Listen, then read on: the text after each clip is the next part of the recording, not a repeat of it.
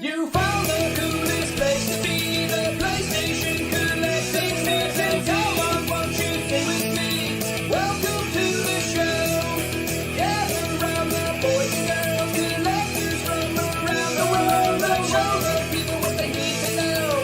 Welcome to the show. Gonna talk to guests, only got the best. Gonna put their knowledge to the test. Gonna laugh and eat, gonna live the dream. Gonna show you things you've never seen. Gonna sing the song, gonna break the song. Gonna rock this party all night long. So come on everybody, let me see you dance. Get yourself ready for one more chance. You found the coolest place to be, the PlayStation Collecting Center. Come on, won't you stay with me? Welcome to the show. Gather around the boys and girls, collectors from around the world. Let's show the people what they need to know. Welcome to the show. Welcome to the show. Welcome to the show. Welcome to the show.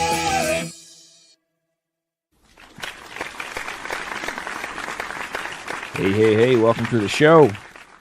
It is the PlayStation Collectors Podcast, Season 4, Episode 31. My name is Joe Red. Oh, joining us at the last second, my co-host Figsy. How you doing, Figsy? Yeah. I'm around. And our special guest this evening is the one, the only Mr. InfernoFox Gaming. How you doing, buddy? Good. Thanks for having me on. How you guys doing? Doing Pretty good, man. Thanks for joining us. So, yeah, why don't you start off with, kind of telling everybody who you are and what you do and all that sort of thing. We'll start there. Yeah. So I am Fox from InfernoFox Gaming, where we at YouTube have a whole bunch of just like video game culture sort of stuff, like retro games, Nintendo RPGs, and more. I like to show off pickups.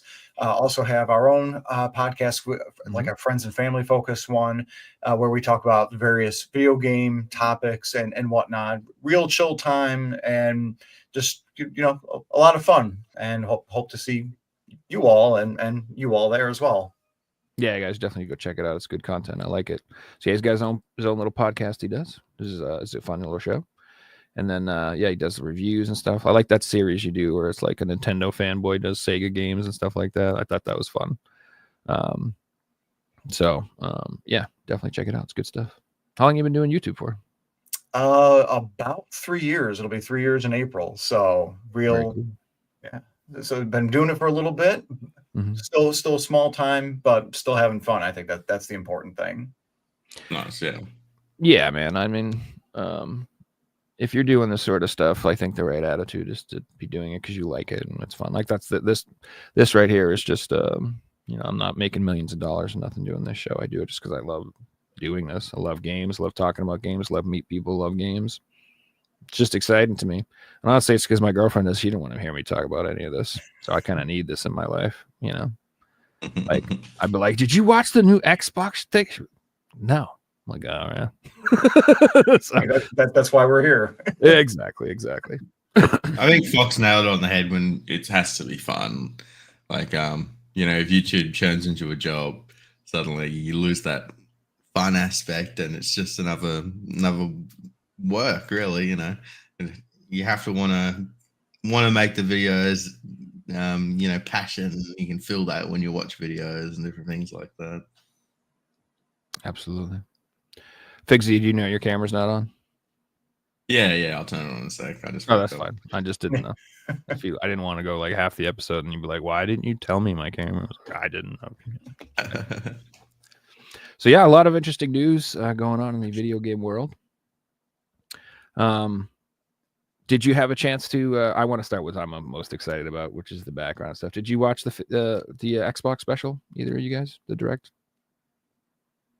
I caught. It happened when I was in bed. I just woke up, but my Twitter is full of Ninja Gate and stuff, so I've seen it. Yeah, so that was the big announcement, obviously. So they announced that Ninja Gaiden 4 is coming out, and they also announced an HD remake.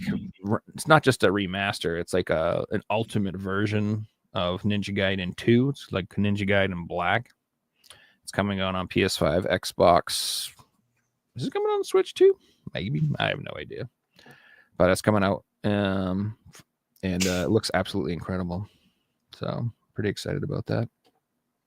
It does, absolutely. And I was talking before the show to Joe here about me being old and playing all the NES ones, and I did touch on the first one on the OG Xbox, the first 3D one, and hard as nails, but man, did it run well and look good, and it was just full of style. Definitely excited for this remake of 2 and seeing what 4 is going to be. Heck yeah.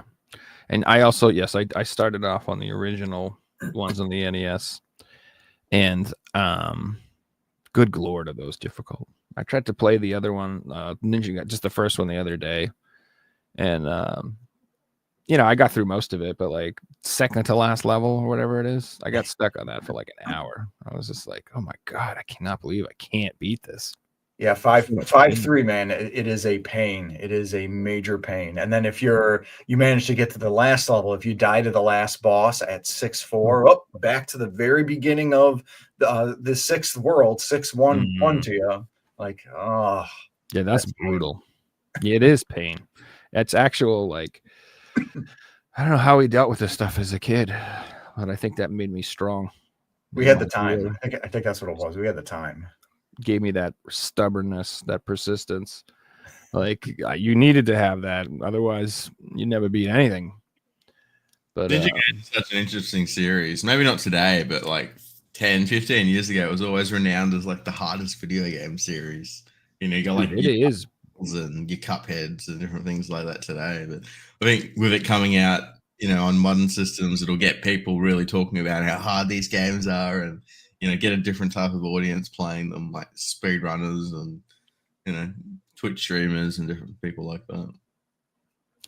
Yeah, and that's what I was gonna say. It's like what's really like painful is like I'll spend an hour trying to beat one stage and not be able to, and then I do watch some speedrunner and they're just like flippity flip.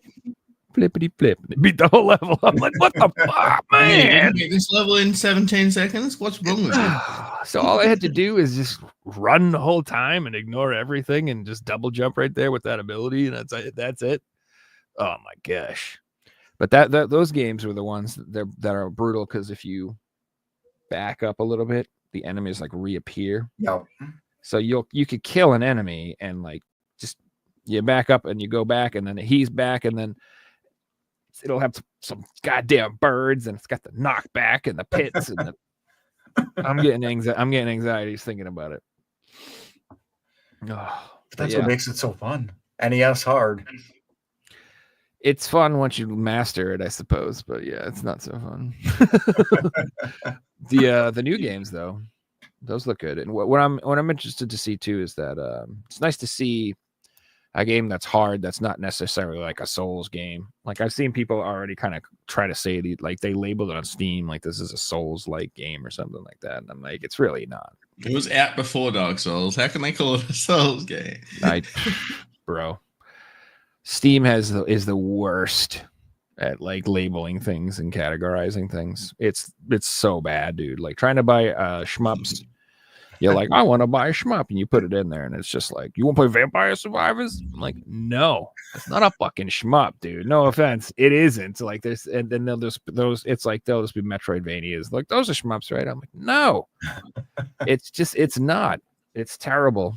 So but I did find there's like a curated list that somebody on X makes and curates. I remember one of the shmup accounts I follow it. And if you click that, it's like, they're like, we actually found all the shmups. These are the actual shmups if you're looking to buy them. I'm like, oh, thank you. So it's so much better. So like when they have like the summer sales or the winter sales, I always like go on Twitter and try to find that guy. And I'm like, where's the list? So, oh gosh. I usually use the search function on Steam just because it's like, oh, if I go around that rabbit hole, I start spending money. So usually like if I want a game, I'll just wish list it and then wait 6-12 months for that email that your game is on sale. You can get it cheap now. That's what I usually do. if you're falling down the shmup hole, then you might have to deal with stuff like, okay, do I want a bullet hell shmup? Do I want a cute 'em up shmup?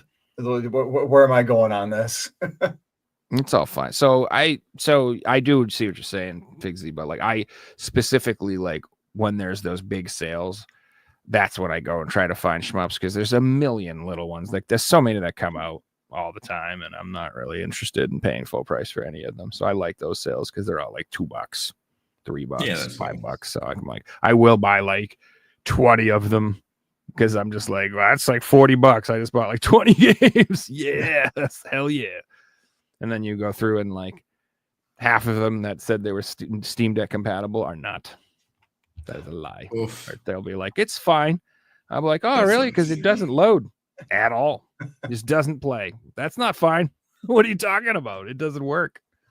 And then because you bought them all at the one time, you can't refund them because it's after the time period and everything. Yeah, 1 hour, exactly. 2 hour thing, I think. Which is fine. I'll still play them on my PC. It's not like that's the one thing, I can still play them that way. But it is annoying because I do game on my Steam Deck a lot. So, yeah. Love the Steam Deck for that. It quickly became one of my favorite ways to play. Love it. Yeah, I'm weird. Like, I like spend a bunch of time on one thing for a while and like kind of neglect my other devices, and then I'll go switch. So I'll be like lately I've been really into Steam Deck a lot lately, playing a lot of shmups. I've been playing a lot of Binding of Isaac, stuff like that. But then I'll like just drop that and play Switch for like weeks and weeks and weeks, and then drop that, and then I'll go back. I was for a while I was obsessed with I made like one of those little Anbernic handhelds, and I put like every retro game in the world on it, and like every arcade game in the world on it. And I'm for like 3-4 months, all I did was play like arcade games. Oh God, I love those games. I get the whole neglecting systems though. I feel like last year I really neglected my PS5, and then the first 3 weeks of this year I've been, 5 hours every single day, or at least 2 or 3 hours a day on the PlayStation, just like going hard. Yeah, well, what have you been playing lately? So I finished Red Dead Redemption 2. Like absolutely 10 out of 10 game for me. Yeah, like I can't believe it didn't win Game of the Year. I've never heard anyone say anything other than it's amazing. I'm not usually a story person, but like I watched every cutscene and I had tears in my eyes at some of the end cutscenes. If you played the first game too, like it ties the two of them together. I don't know why I just assumed Rockstar would just not make a story that like could touch you like that. Just took them as the Grand Theft Auto company that makes you laugh with crude jokes and everything. But yeah, it's such a good game. Like the hunting mechanics alone in that are better than any hunting game I've ever played. I was watching a video earlier and they were talking about that game, and yeah, they were saying that the animal movements are insanely realistic, and like you can track the animals, and it's like wild, and like you could be tracking an animal and another animal could kill your animal and take it and stuff like that. A person could kill your animal because there's people that go out hunting as well. Yeah, that's pretty cool. I've heard so they were explaining the one video I was watching. I wish I could remember. I don't want to not give credit, but I don't remember the video. They're talking about like that game was like a dream project for those guys because they had like infinite money from Grand Theft Auto 5. So they can do whatever they want and make it as good as they possibly wanted to. And so that's why the quality of that game is just supposed to be outrageous. And there are times I've seen screenshots where it looks real, dude. It looks so good. Yeah. Oh, it's absolutely beautiful. Like I'm struggling to comprehend how this came out 7 years ago, and games that come out today don't look as good. And it was on last generation systems. Another thing, like it's slow, right? So this is my third attempt at playing it because the first 2 times it was just too slow for me and I struggled to get into it. But once you pass that aspect, it's just insane. So I like to smoke and chill when I play my video games, and usually you can't do that. But there's no like fast travel works, but doesn't really work. So you ride on your horse to every single location. So you start riding and then you hold the little center button on the PlayStation, and it goes to like this cinematic camera, and you can just put it on auto ride, but you can't just leave it. You can't walk away because people might rob you and you'll come back and you're dead. So I was doing that, having a smoke, just chilling, riding to the missions, like absolutely loving my time. Like just sitting there watching it is just, I never got sick of it. I think by the time I finished the final mission, I was like 85, 90 hours in the game, which is, not doing the side quests, or I do a few, but focusing on the main missions, that's insane. Like, yeah. That is insane. Nice. If you haven't played it, go play Red Dead Redemption 2. Oh my God. Yeah, I picked that up on the super sale that they had. What was it, around last Black Friday or something for the PS4 for like $20 physical? I'm like, I can't beat that. Too good to miss. And I'm now tempted to get the first one on PS4 just to play it on modern systems, even though I have played it before. Well, I don't know if the Australian did it come out in Australia? Did you? Yeah, it did. Okay, it's on sale over here finally. It's still like $40 over here. I think the cheapest I found it for was $35. So if you remember on the show, I specifically said that I was waiting for a sale drop forever, and it didn't. And so I finally caved and I bought it for like 40 or whatever. And then like a month later, it was on sale for $20. And it's been $20 like a whole bunch of times. I'm like, dang it.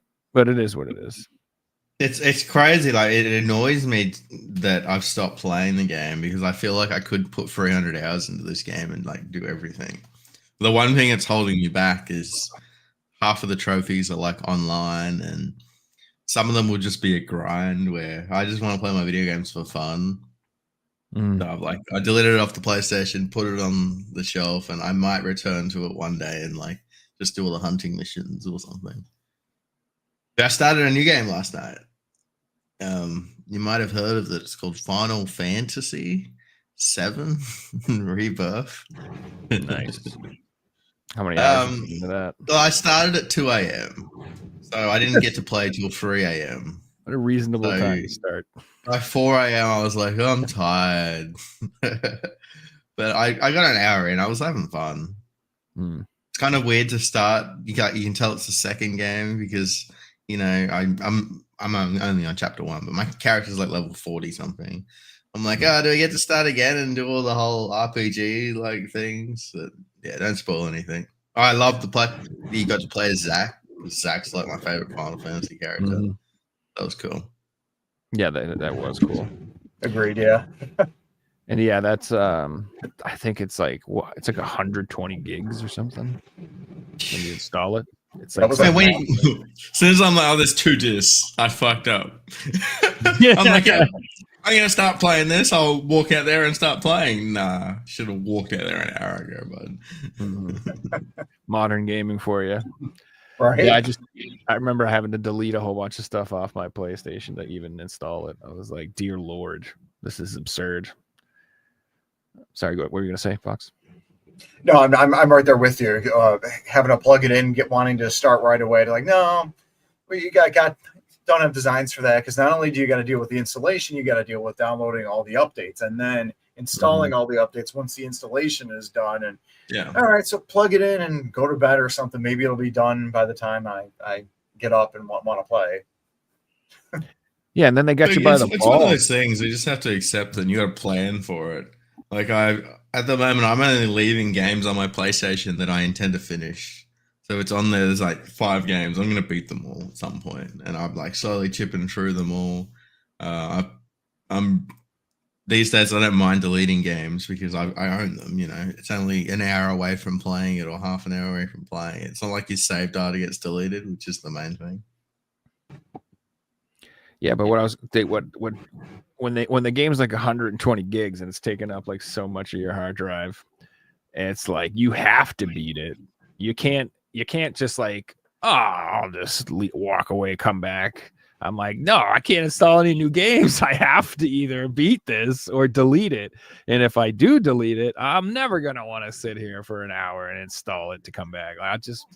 Hell no. So for me, I remember it was for that game, I loved it first of all. I thought it was fantastic. And I was when I was 80, 90 hours in, I'm I'm gonna do everything in this game, everything you can do. I'm not gonna stop. And then like when I was like 160 hours into the game, I'm like, F that. It's like, I want this to be over. Enough. Like, I mean, I've been playing it nonstop for 3 months. I want to play a different game. God damn it. Like it was too much. And so like I gave up. Like there was a point where like, I don't know, I don't want to spoil anything for you, but yeah, there's a certain point in the game where I was like, okay, never mind. I didn't realize there was this much stuff in it. You know, like I couldn't believe how much content was in that game. So yeah, you're gonna have a good time. Absolutely. So if you want to play this game for 300 hours, Figsy, you can. Well, we'll see. I don't usually look at trophy lists until I finish the game. What I'll do is I'll go on the website and check if there's any missable trophies, and I'll just look at those. Yep. And then if there's no missable trophies, sweet, I can just play the story, blah blah blah, blind, which is great. If there's missable ones, I'll write down the couple, and when I get up to that point, all right, better do these trophies. And then once I finish the game, before you go into New Game Plus, I'll pull up that trophy list and smash through all these things and do that. But yeah, I've got to want to like continue the game after I've finished it to start doing that. That's the way I set things up. Meanwhile, I spent like 6 hours one day just playing the piano in that game. I did play the piano last night. I realized I'm like, holy fuck, this is going to be hard if I actually want to play something. Dude, I was trying to get like perfects on every song, and there's just, oh man, there's a couple songs that just had these annoying parts, man. It drove me crazy. You'll find out. You might as well learn the piano at that point, right? Like in real life. It's not even like learning piano because No, it's not like, at all. It's more like a rhythm game. Circle, and you have to like angle it at weird ways, and it's like, and the way I describe it, it's like patting your head and rubbing your belly. It's like this awkward thing where you have to like remember to go left, but also hit right twice at a certain angle, and you have to get the right timing down, and it's just awkward. And like you'll see, Don't forget to hold L1.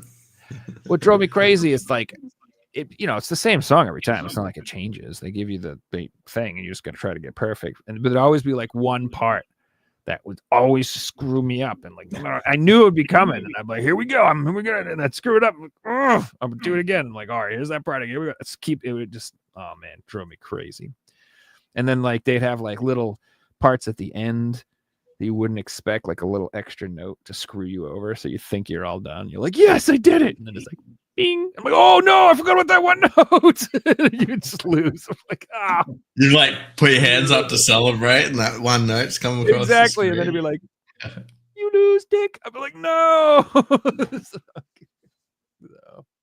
yeah, it's good stuff. What about you, Fox? What have you been playing lately? Anything good? Yeah, so I'm doing finishing up Fantasian on the PS5. Oh, I've been playing that too. Yeah, I am literally right before the last boss, apparently, and it's the thing with Fantasian is the good thing is that it's like a classic JRPG. The bad thing though is it's like a classic JRPG. So that means all the good and all the bad, meaning that like the bosses will murder you if you are not careful and not prepared. And even if you are careful and you are prepared, sometimes the bosses will just murder you anyway if you're just unlucky and you just had bad RNG. So It's true. yeah, my guys are like level 60 or 61 or something, and I'm just grinding because I had a half an hour on the TV today, and I know that this is a 3-phased boss. One with 100,000, then 200,000, and 400,000 hit points, and I'm like, I freaking need like 3 hours to beat this thing so I can beat the freaking game, and it's a Saturday thing. I can't do it today. It's just a classic RPG. I'm just imagining like you're outside the boss room, but if you walk in the boss room, you can't leave, and you're like hard stuck there until you beat it. I mean, kind of, yeah. I mean, you start that boss fight, you're either dying and then game over, and you got to reload your save, or you beat them, and then now you got to move forward. Yeah. It's been decent. But yeah, I'm not. It's funny. I'm not as impressed as a lot of other individuals whom have been like singing praises on about it. Like it's fine. Mhm. I'd probably give it a 7 out of 10, maybe an 8 out of 10. But yeah, it's been That's where I'd fine. probably put it. I'd probably put it like 7. I'd probably put it at 8. I do like it, but it's not like a 10 out of 10 game for sure. No, Not at all. not even close. There's One of the just nice. the camera angles changing and me having the Oh freaking God, like. So it's like the way the game works is first of all they shut it all with like real models, which looks fantastic. It does. It gives it a whole aesthetic that I really like. But like as you go through the map, each time the camera angle switches, like your directional like does not switch with it correctly. So you're like holding up to run, and then the camera switches this way, and now you're running into a fucking wall, just like, and it like it was really awkward to get used to. That's it's all. like Final Because Fantasy. all 10. games need an active and a passive camera option. Because some people like that, some people don't. So just add them both to a game, right? It was you just have to get used to like every time the camera switching, you have to let go of the stick for a second. And that's literally what you end up doing. You have to like camera angles, you don't move, and then you start moving. Camera angle, you don't move, and you just have to like it.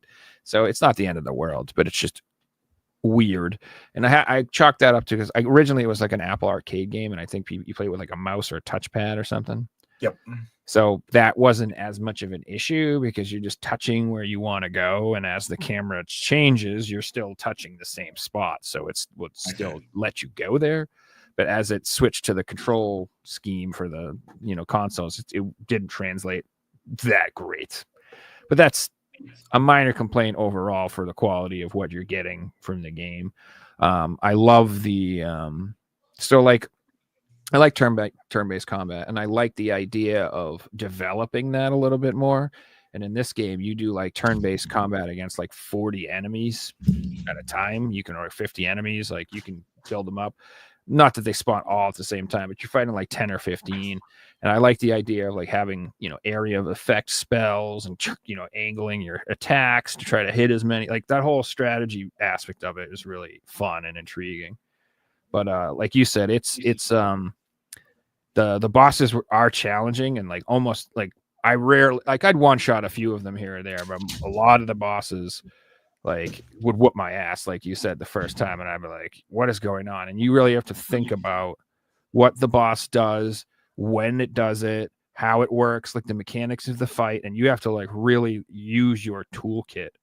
And that's kind of what I like most about the game is like in a lot of RPGs, you have like 100 spells and a million items, but you don't need to do any of that. You have like some games you just spam like attack, heal, and a couple damage spells. You can just face roll through the whole game using 4 things in your kit. You know what I mean? This game is like you need to use your shield, your defense, your speed up, your spell silence, your poison resist, you need to have this character in for this fight, and like this character in for this part of the fight. And it really makes you think about like what you have available, what your characters can do, and to strategize like that. But also, just I don't know if you had the same problem as that, like in the middle of the game you lose like half your party and you have to like regather your people, and like if you don't do it in the right order and you don't have the right people, some fights can be really hard. Yeah. Like you didn't realize that this boss, like you're ideally supposed to be using this character who has this ability that makes this fight much easier. And if you don't know that, like you're just trying to like steamroll this boss and you don't have the right character, and it's like it's much harder to beat that way. So I would recommend if you ever play the game, like if you're struggling on a boss, you should either chill out and do something else and try to like get other party members, or just do other quests and grind and level up a little bit, because there was 1 or 2 times in that game where I just straight up had to go out and grind and level up because I was getting my ass whooped. Yeah, and there was one of the bosses where I was fighting and literally doing like 6, 7, 8,000 damage on my characters, and I'm like, what? Maybe I'm not ready to fight this, and it ends up being I was at that part where you mentioned, and finally like, okay, there's nothing else to do but this, and it's a mainline thing. And I'm like, okay, why do I keep dying? And it isn't until I look up online that, oh, your guys are supposed to die. You as the player are supposed to constantly revive your characters when then your characters say, oh yeah, we keep dying. This guy is really tough. And then the monster changes their strategy to actually be beatable. And it's like, that would have been nice to know ahead of time if I didn't realize that, okay, I'm purposely supposed to be dying, but not lose, because some RPGs have losable battles, like scheduled losses. Yeah, you have to lose. Yeah. So you're supposed to die, but revive, but not you can't win, but you're not supposed to lose. So just kind of stuff like that. I'm like, oh, not really crazy about that. Maybe should have, after the first death, initiate all that kind of stuff. Yeah, no, because sometimes in the middle of the fight, people just start like chatting. Yeah, and it's like, okay, let's kind of get that kicking, guys. So it's an homage to the old classic style of play, but then at the same time, maybe a little too much. So true. Yeah, it's definitely not going to be everybody's cup of tea, but I enjoy it. I think it's fun. I love the music. Can't get over how much I like the music. It's really good. Funny you say that. I like the music. Obviously, it was done by amazing composer Nobuo Uematsu. My thing though is this game had really showed me how amazing Final Fantasy 16's music is. Because this new version for consoles allows you to switch the music to whatever, like 7 different types of entries. Final Fantasy games, like from I think Dawn Trail to remake to Final Fantasy 7 remake to Final Fantasy 7 Rebirth. There's a Final Fantasy 16 option, and you can't do it for every battle, but like you can for the Dimension battles that you were saying. So I'll switch it up between Final Fantasy 7 remake because it's got the classic battle theme, and then Final Fantasy 16, and it's like it's Clive's theme, aka Find the Flame, and I'm like, this is really a good song. And so just leaving it on 16 and all the battle music, like, man, this is great. Wow. So I after playing 16, 16 was good, but it's like, I've really come to enjoy the music on that. I'm like, nice. Yeah. The game's Fantasian, right? Yep. Yeah, New Dimension. I was pulling up a trailer, so we can have a look at the game while he's talking about it. Yeah, it's funny. My girlfriend was like, "Is this an old Final Fantasy game? What is this?" And I'm like, "I mean, it really looks like it, but no."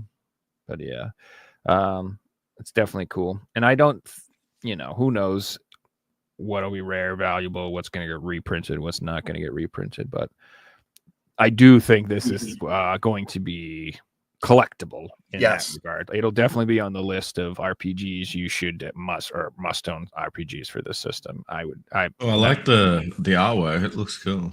Yeah. It's like it's all made with actual models. It's almost like a Diablo style view of the game. Yeah, it's got that top down thing going on, and then you can see like the camera angles changing, like I was saying. And that can be awkward. So see how every time the camera changes. Yeah.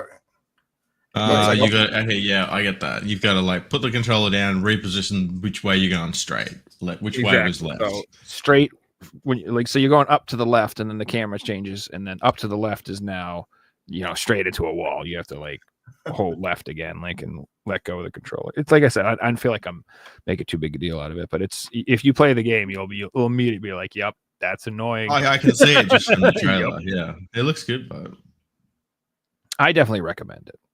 If you, I like that AOE type attack. Yeah, you were talking about too. Yeah, that's cool.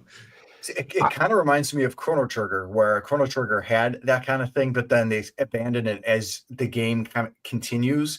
Everything sort of became everything's going to hit in the screen because it's these are all the powerful attacks. In this, no, there isn't hit everything in the screen attack. You have to, as Joe was saying, use your kit and do things in a line or bend your attacks and all sorts of stuff. So there really is a lot of strategy with the combat.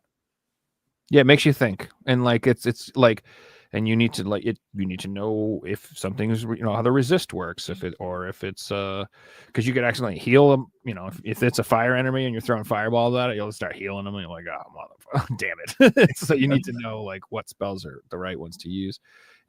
I like it a lot. And I think turn-based combat. I just like the idea of people being like, let's be innovative with turn-based combat. Let's see what else can we do with that idea other than the traditional ideas that they've done. And I would like to see more of that. I'm just speaking of that, did you guys? Sorry, Joe. Go ahead. No, Gar, sorry, I didn't mean to interrupt you. What were you going to say? No, I was just gonna say I'm just glad. I'm glad that we've got turn-based RPGs, JRPGs in 2025 because I remember, 10, 15, 20 years ago, these were all going away. It wasn't going to be a thing, and we're still getting them. And that's what I games like Skyrim and Pokemon, and there are like you get your turn-based, but yeah, you are spot on. Like action RPGs have taken over from turn-based, 100%. So that was one of the things that the games that were shared today in the thing. Did you guys see the trailer for it? Yes, I am so excited for this. This looks so good. So this is the new RPG that takes place in like an alternate reality France, like the 1920s or something.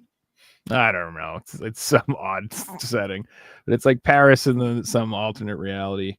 And it's an RPG and it's turn-based and it looks absolutely incredible. The art style looks phenomenal.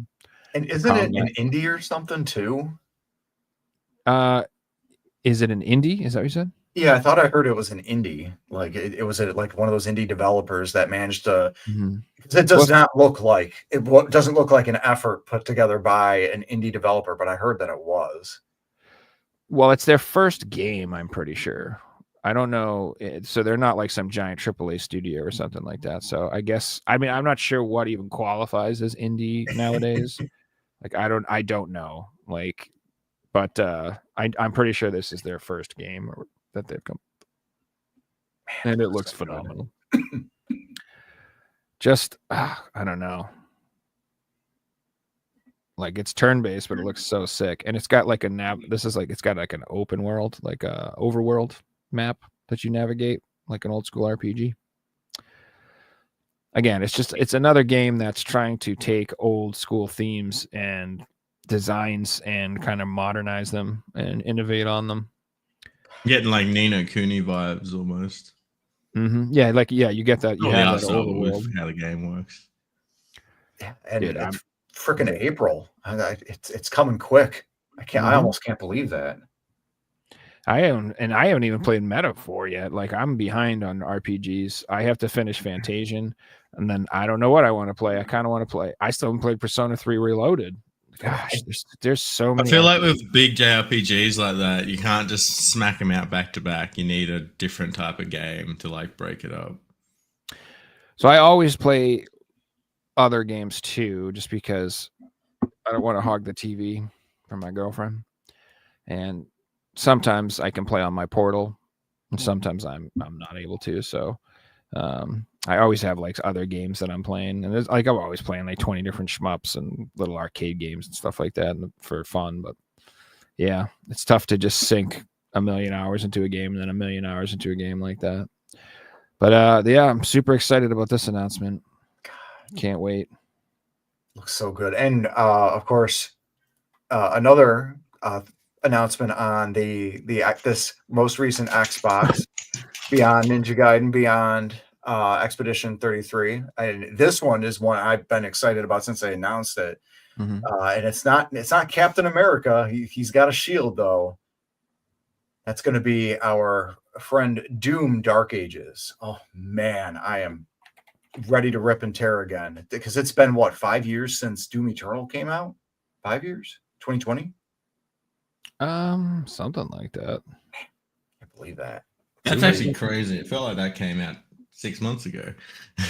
and it still looks so good now too. Yeah, let me see if I can share it.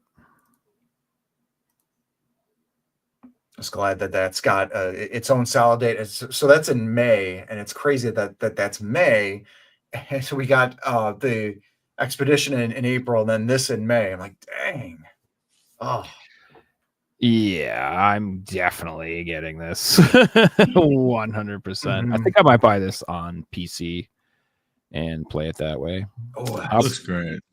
I will pick up a physical copy, no doubt, but yeah, this is definitely going to be a PC game like day one for me. I prefer Doom on the PC, like Unreal Tournament, Doom, that style of gameplay. I just prefer it with mouse and keyboard, you know. yeah, if you can do it, if you got the computer to pull that off, freaking go for it. You got to absolutely, because that's how I again, I'm old. I played the OG Doom on a 386 DOS machine back in the early 90s. So having this on a PC would be great. I had a 486. Get at me, bro. Blown away. Yeah, dude. Doom on the PC, that's just classic. Oh, so good. While we're talking about new games, I had a question I was going to ponder this week, and I was really struggling with it. Could you pick 2025's game of the year today?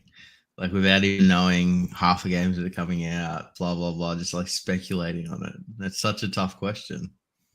I'm going to say no, because they're a huge non-entity at this point is Nintendo. We don't know what they're going to reveal for the Switch 2 that might come out this year. Yeah, I would be hard pressed to. I mean, I could say out of what's coming out so far, but I would not know. Like, Nintendo is definitely going to be a question mark until they announce what they're coming out with. I thought about it. The one game that came to mind isn't GTA 6. I predict that to get delayed, but it was Death Stranding 2. I think maybe I could go for game of the year, but it could also have a bad reaction too. So it's like, I hope it gets a really positive reaction. I enjoyed the first one and it got like mixed reviews. So, well, that's what I was going to say. That game is not hit with everybody. Yep. So I don't think that would be game of the year. Might get a nomination because I mean it'll win something. Yeah. Kojima and Jeff, they're like this. So on the Game Awards, it'll get a nom. But yeah, exactly. We also don't know how it's gonna come out. It could come out as like, you know, better than Metal Gear Solid, or just shit. Don't play this. What's interesting about GTA 6, because if it comes out in like December, November, I mean, will it just win Game of the Year with a couple of weeks left in the year? I mean, maybe by default at this point. Probably. I wouldn't be surprised. If it's GTA 6, I'd probably agree to that. If you're unlucky enough to be like Indiana Jones last year when that released too far past that little nomination window, I think that would have gotten a Game of the Year nomination last year if it had released like a couple weeks earlier. Elatro was robbed. Yeah. One thing that is kind of intriguing about this Xbox presentation is that I think every single game they showed is coming out on PlayStation as well.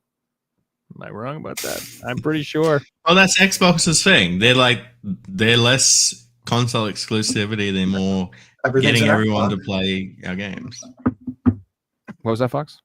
Sorry, Bigsy. I was just gonna say, yeah, everything's an Xbox. You know, this is an Xbox. Yeah, that's an Xbox. It's My true. calculator here is an Xbox. It's true.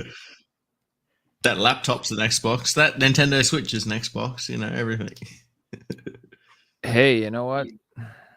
I feel like Microsoft and Xbox do have some wisdom in the idea of making an all digital space where their games can be played on every device. Like that is, to me, the inevitable future. You know, like I do think that what will happen. I hate it. I don't like it, but I think there is wisdom in it. So I think that they're playing the long game. And they started 3 generations too early. That's what I think. I think they should be thinking that way for maybe 2 generations, not now. But I think they're jumping the gun. I reckon there's already a market for it, though. Oh, there is. Young people are into the whole digital only world. Sure. You know? They don't understand that.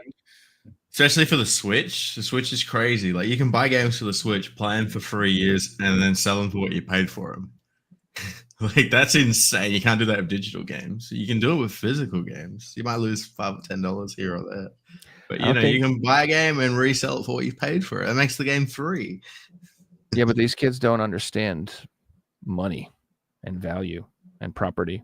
They don't understand the concepts. They don't see the value. They think owning things is inconvenient. They're like, then you have to have a spot for them. You have to put them on your shelf. I don't want to do that. I would rather have no shelf and have an empty room. That's way more. That's what I would prefer. Like, they think that's better. They would rather have that than own nothing. And then the Well, idea also, of having to get the up and argument walk with to that the other is, room to put the game in your system is like a huge effort to them. Like, they're like, that's so inconvenient to have to go get it and put it in the thing. I'm like, I guess. I don't know. well, if you Not look for at me. it, like the argument to that point, Joe, is you know, they can look at it from the short-term view. Like, we're looking at it from a long-term picture. Like, I buy these 5 games today, I sell them in 5 years, they're free. But they're like, I want to play games today. It's $70 to buy this game on PlayStation, or $10 to get Xbox Live, and sweet, it's only $10. That's cheap. But you know, they don't realize that they don't get anything for that. They don't keep anything. They don't own anything. And then in 30 days, they're at the same point that they're at today. So it's like a short-term solution for a long-term problem. Yeah, that's one of the reasons I resist the entire all digital future in general. Like, the idea of paying a company a dollar amount every month to have access to games, and then the second you stop doing that, they cut you off from all your games. You have no access to anything. All that money you've given them is invested into nothing. It's like you enjoyed your time, but you're not. There's no. It's gone. You don't own it. It's gone forever. Whereas if you buy physical media, like you said, you can play it whenever you want. You don't need their permission. You don't need their servers. You don't need their whatever. And then if you don't want it anymore, or you want to recoup your money, you can do that. So It's almost like Game Pass is like like Disneyland. They're going to Disneyland for a month, and then when it's all over, that's it. Where buying physical games is owning items. You know, you got them for the rest of your life. yeah, so here's the example, like Disney Plus. Like, my sister let me use her Disney Plus subscription, and I went on there and I was like, cool, let me see what I would like to watch on Disney Plus. And I watched all the things I liked on Disney Plus. And I was like, and I realized there's only 20 things that Disney has ever made that I want to watch. And so what if I just went out and I bought those 20 things, and then I never have to pay for Disney Plus ever again? It's like, why would I pay a subscription service to watch these 20 things that I like when I can just go out and buy the damn things, and then I never have to pay them again? And then maybe if they come out with something new that I desperately want to watch, I'll subscribe for a month and watch it, if that ever happens, which it probably never will, but you never know. Maybe they will. So that's just the way I look at things. I prefer to just have it and own it, and then it's on my terms whether I want to watch it. Oh, but I did want to say, did you guys see the announcement that Sony Japan said they were like no longer producing Blu-rays? Oh, yeah, I see that. What's that? What was that, Trixie? I just said, yeah, I did see that. It was quite a big reaction to it as well. Yeah, I saw that from Sony, and LG is going to discontinue producing them too, as well as the actual Blu-ray players. This is not good. This concerns me greatly. I don't know what that means for. Does that just mean they're not going to make any more movies as Blu-rays? Does that mean 4K UHD Blu-rays as well, or just regular Blu-rays? Just no more Blu-rays at all ever? They're not going to make them. Yeah, that was my understanding. It's not like that's the entirety of all of the companies that produce them, but Sony, they're not small. And then same thing with Sony LG. was like the one who invented the Blu-ray. LG, they're not small either. So even with those two closing down, I think there's still a couple left, but I mean, that's it. So like my immediate thought process is, what do I do? Do I buy 2 Blu-ray players and just keep them boxed and sealed and just have them just in case, or what? So PS5s do play Blu-rays and 4Ks, so you can just always buy like 10 PS5s. But not the PS5 Pros, unless you have to buy the little accessory on top of it. You have to buy the disc drive separate. That's true. And I just be honest, I have 2 PS5s, and one of them plays 4K movies perfectly, and one of them is a piece of absolute shite and always skips and fucking screws up all the time when I'm trying to watch 4K. So, hit or miss. I've heard the same thing about the Sony standalone players, not just the PS5s, like the actual Sony players. They say like a lot of them suck and they skip and they freeze and they're garbage. So I don't know. Yeah, but I do think I've said this before on the show too, that like it's the calm before the storm when it comes to DVDs and 4K collecting and stuff like that. Remember like 10 years ago when you could go out and buy a box of video games for $50 and get like 50 games? That was the thing. Like that's not a thing anymore. And for Blu-rays and 4Ks and stuff like that, that's how it is now. You go on Marketplace and you'll see constantly like $50, 100 Blu-rays. I'm buying deals of Blu-rays. Like I went to this lady's house and bought a series the other day. It was $40 for it's a $200 series. And then she's like, I got all these other ones. I don't know how to sell them. I told her, if you can't sell them, I'll give you $20 for them down the line. She's like, you can just have them. Don't worry about it. I'm like, okay. Like that wouldn't happen in video games anymore. And that won't happen in the future with this stuff because it'll suddenly become scarce. Mm-hmm. And I think it's going to be one of those things that nobody cares until it's too late. It's the same with games. Nobody cares right now about that stuff, and it's cheap, and everybody nobody sees the value. But as soon as like they're like, we're not making any more. There's no more Blu-rays coming out. There'll be like maybe a couple boutique companies that do special steelbook releases and stuff that'll go on. There'll be like limited runs companies for movies. So those will be around for a long time. But once the general production goes away, then all of a sudden prices will start to rise on rare and harder to find movies that are desirable. So, pick whatever you want, like say Star Wars DVDs, whatever they are. Those will start to go up because a lot of people like Star Wars. They want to own the Star Wars and they want to own them on DVDs. So those will start to creep up. And then once prices start to creep up, you'll get the speculators all of a sudden in there, and all the flippers and all the resellers and all those people. They're not that they're already in there, but the market's not crazy yet. But once that starts happening, and then again, it'll just the demand will start drying up. It'll be harder to find the good ones. So it'll be like just like games. There'll be like 1,000 that are worth nothing, and there'll be like 1,000 that are worth a lot of money. Let's just say whatever numbers. I mean, another big variable for the rise of certain prices will be sites like Netflix and Disney. As soon as they announce, oh, this is getting removed from our site, you'll watch the price go from a $2 DVD to a $30 DVD overnight.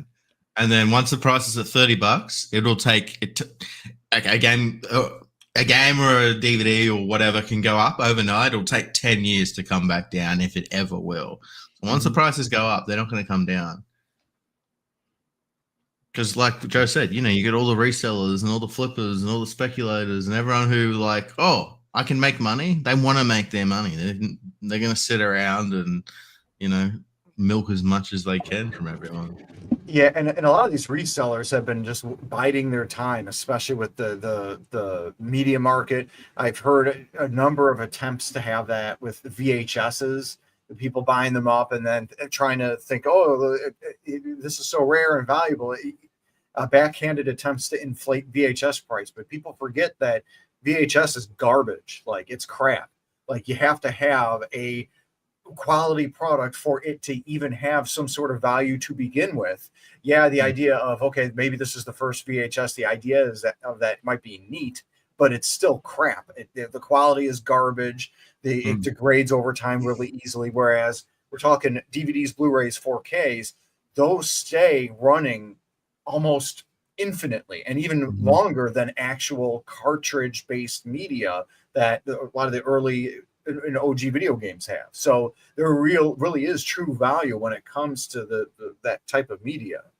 But yeah. As soon as you said crap, Fox, in my head I went Beanie Babies. Like, they were designed for investors, speculators. I don't anymore, but I used to watch a few like investing channels on YouTube, and one of them makes a really good point. Collectibles can't be released as collectibles. They have to be organically released, and they have to organically become a collectible. For example, let's say there's 2 games. One of them is a new guy who's just made his game. He's paid as much money to get as many copies as he can. It's 5,000. He doesn't tell anyone that because that's all he can afford. Suddenly his game becomes popular. Like, that'll be expensive because there's only a certain amount, supply outweighs demand, blah, blah, blah. But on the other hand, you've got like Limited Run selling a game as 5,000 copies. Speculators are buying it.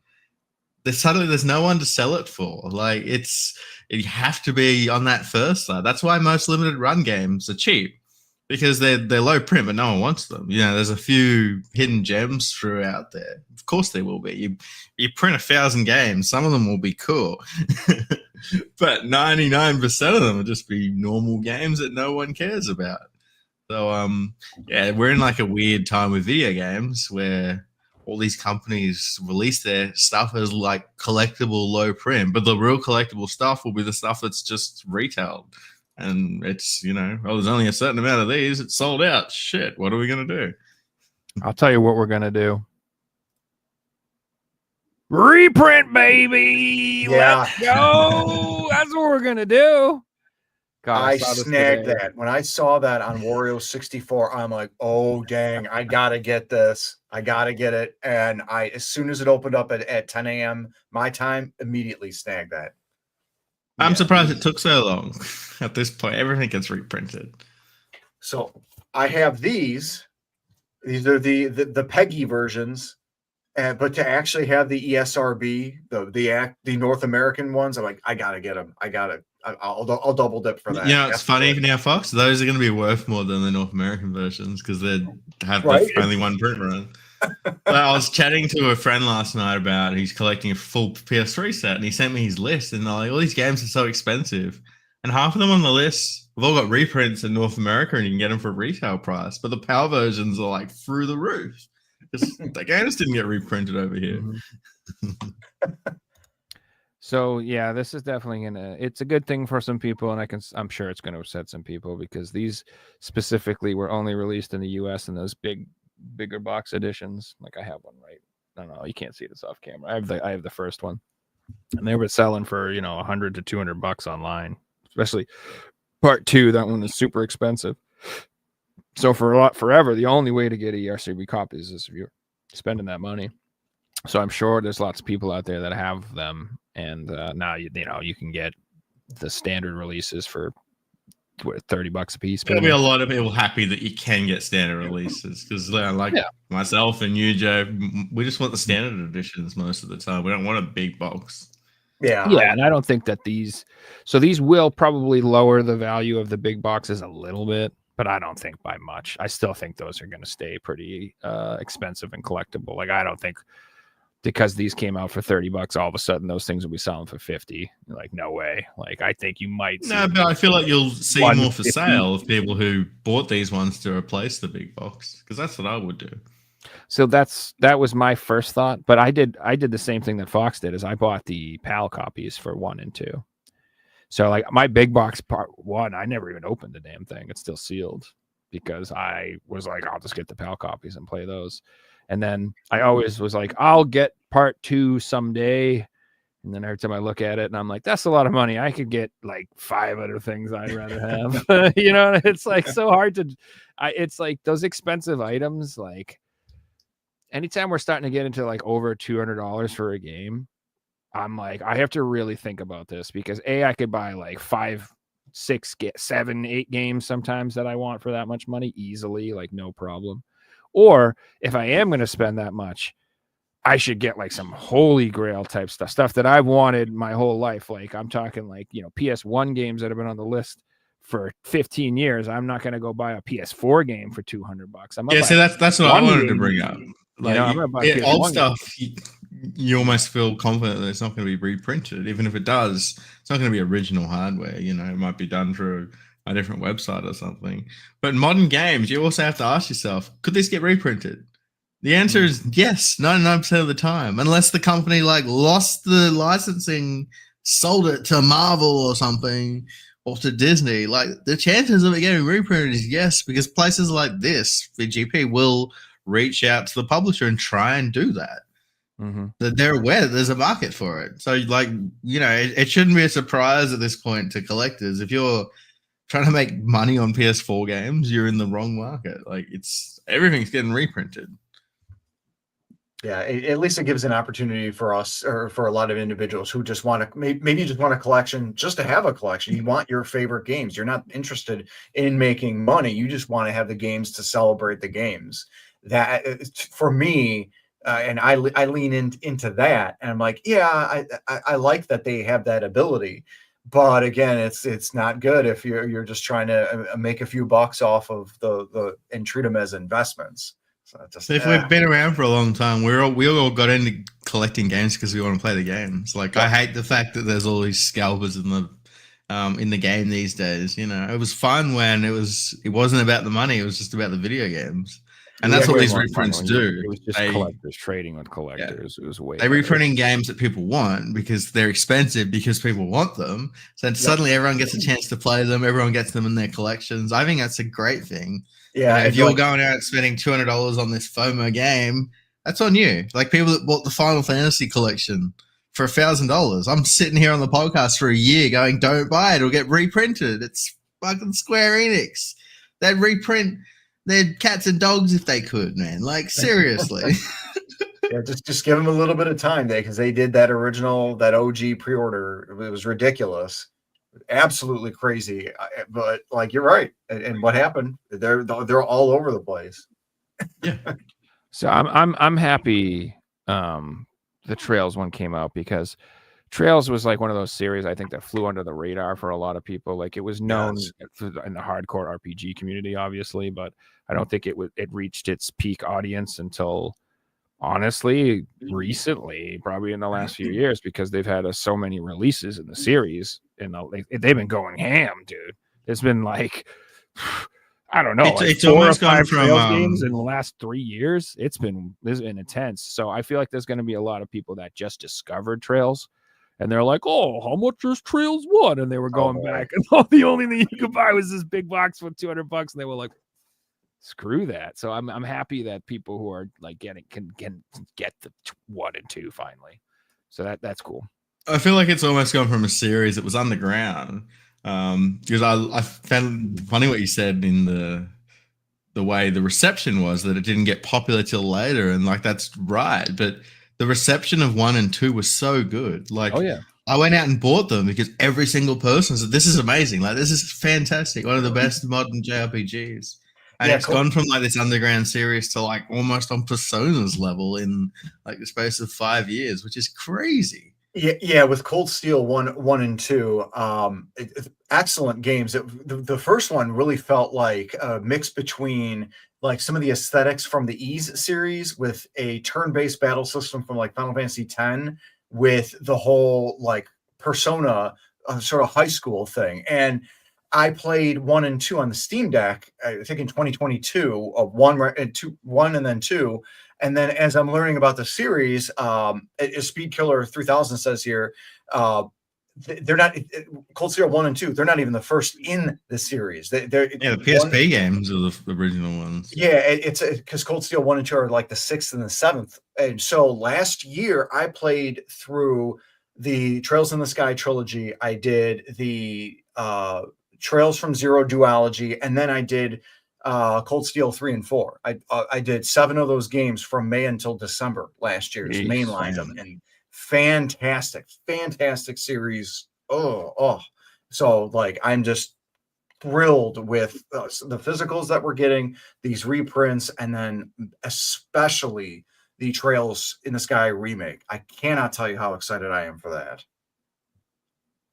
That's true. NAS games are going to get reprinted.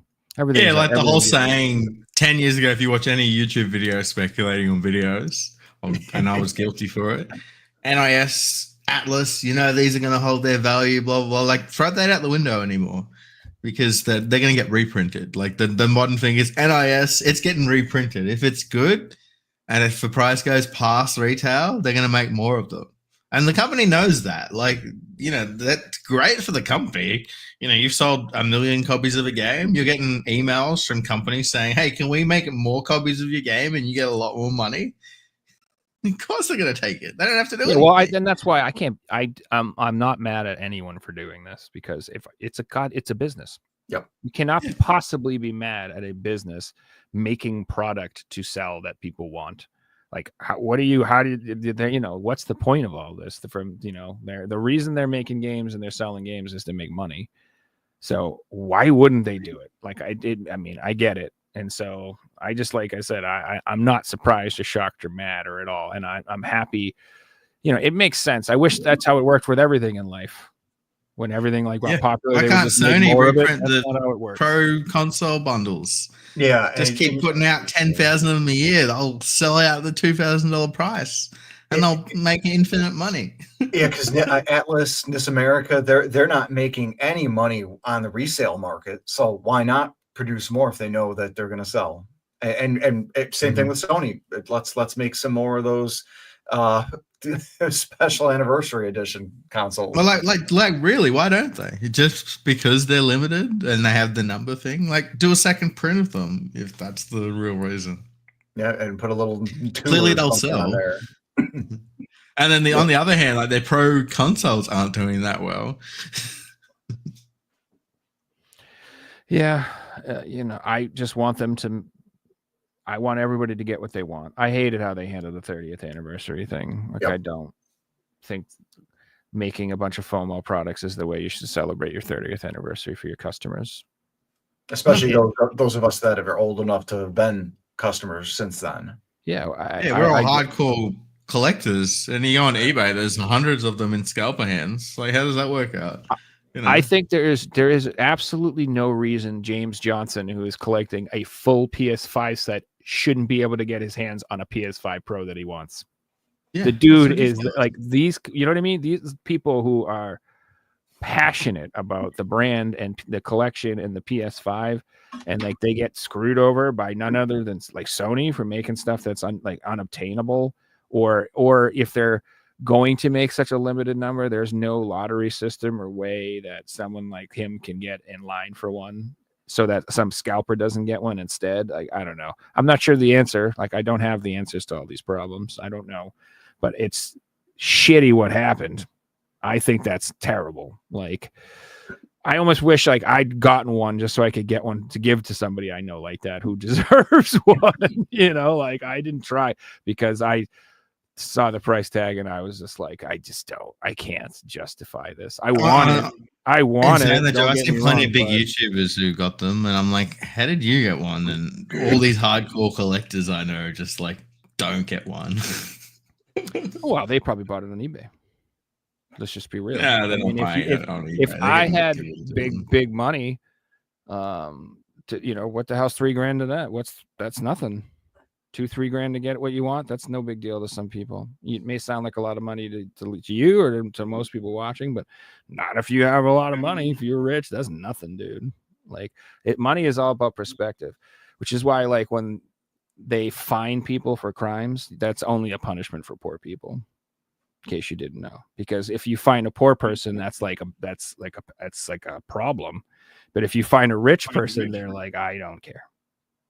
Here. Go away. Is it Norway or Finland that fine people, and like the fines based on a percentage of your wage or something? Yeah, there are European countries that get like the speeding tickets are based on like how much money you make. So like if you get caught speeding, it's not just $100. If you make tons of money, Billionaire had like $1 million speeding fine or something. Yeah, whatever it is. I have heard that's a thing, but I don't know what, but I have heard that's a thing. But yeah, it's all about money. Is all about perspective. Like, do you think these guys in Saudi Arabia give an F about how, it's the same thing with like it's whales in video games and pay to win games. Spending $10,000, $20,000, $30,000 in a game.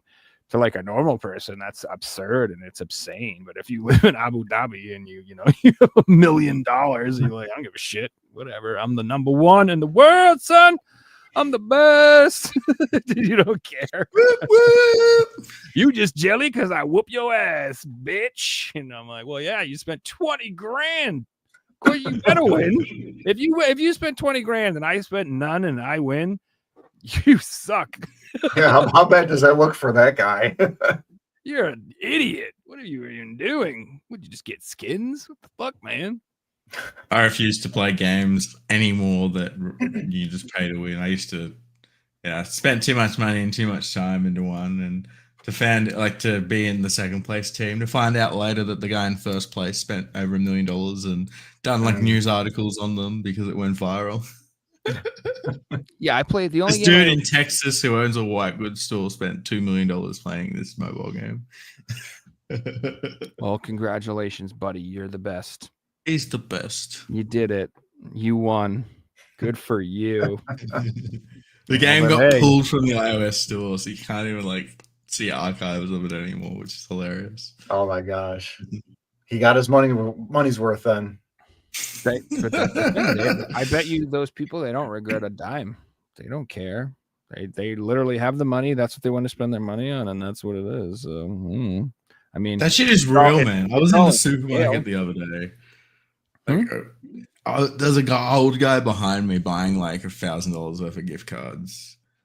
Oh, Like, maybe he was buying it for gaming, or are you getting scammed? It's like, do you say something, or is it just Especially if it's an old guy, like you gotta wonder, like, are you getting scammed? Blink if you need help. Yeah, exactly. But then on the second part of it, like most people playing mobile games are old people. And if they've got money and they want to be the best, like these are the people who are doing it. It's not people our age. It's not young people. It's people who are like 60, 70, 80 years old, which is crazy. Yeah, those are the same people who are giving money to them OnlyFans girls. Yeah, 100%. It's the same thing. It's Your inheritance, it's going to Sophie Rain. It's true. It's true, man. Shit's fucked up. But I mean that personal message and that foot pic, it's from the heart. Come on now. True. They really like you guys. They really do. They really like you. They're not just saying. And also, it's not someone a call center in India on a Fiverr job. And they're definitely not AI generated pictures. It's definitely not. They're real people. It's real. I don't know. I'm glad I have an ego problem, because I would be so depressed giving money to a girl on the internet like that. The idea, it would crush me as a human. I wouldn't be able to look myself in the mirror for the rest of my life if I did that. Like, it's so revolting to me. I'm like, bitches should be giving me money. That's the way I look at it. I'm seriously like, I have I'm like, this is insane. You guys are nuts. Like, I don't understand it, but hey, people I find it funny how like you'll find this one that's made millions of dollars, and you just type their name into Google and you can find everything leaked for free in 5 seconds. It's like, why are they paying for all this stuff that's easily available on the internet? It's that personal connection. I think genuinely that's the reason why they think that they're building this personal connection with whomever this beautiful woman is, and that's what they're paying the money for. It's almost like, I hate to say, it's almost like a GoFundMe, because you're getting that you're not only are you getting the pick, but you're also getting that sense of feeling like, hey, the money is going towards somebody that I like or possibly care about. It's unfortunately it's misguided, and I feel bad for them. There's a reason for it. But that's just the way it is. I think it's pathetic, but also, you guys can super chat us if you'd like. Yes. If you want an AI generated message, just drop into our PMs.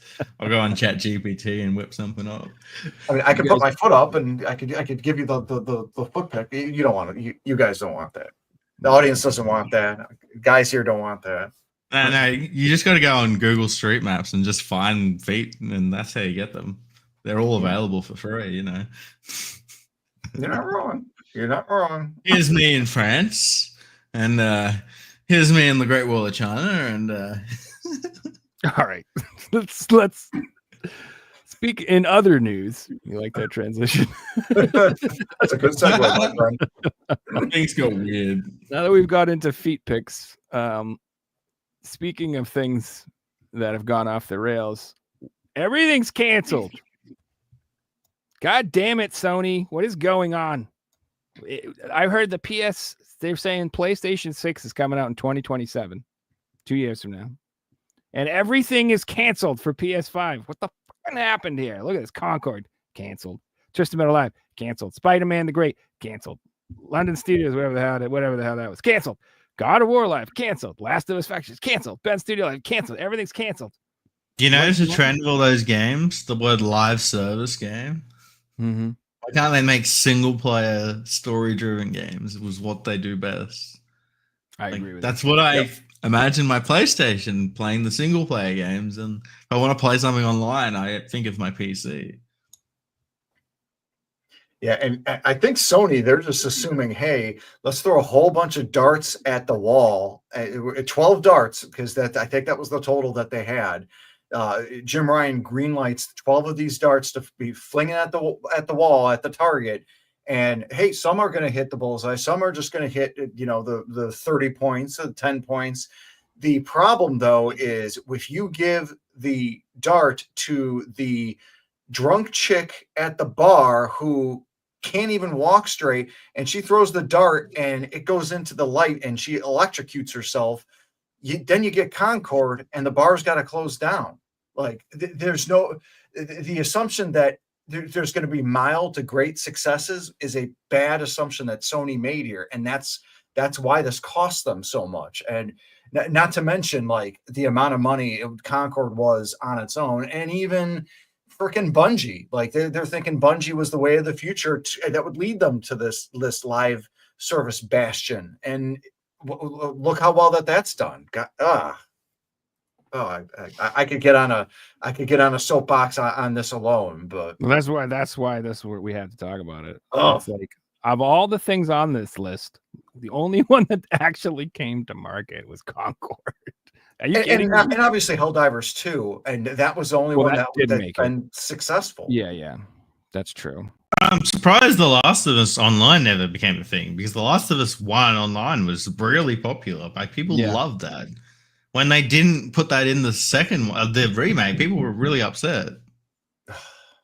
Yeah, I think that's crazy, especially because the whole thing with Last of Us 2, especially as they said they were like revamped the combat and they added them, made it better and all this other stuff. And, why wouldn't they add the online feature for that game at least, the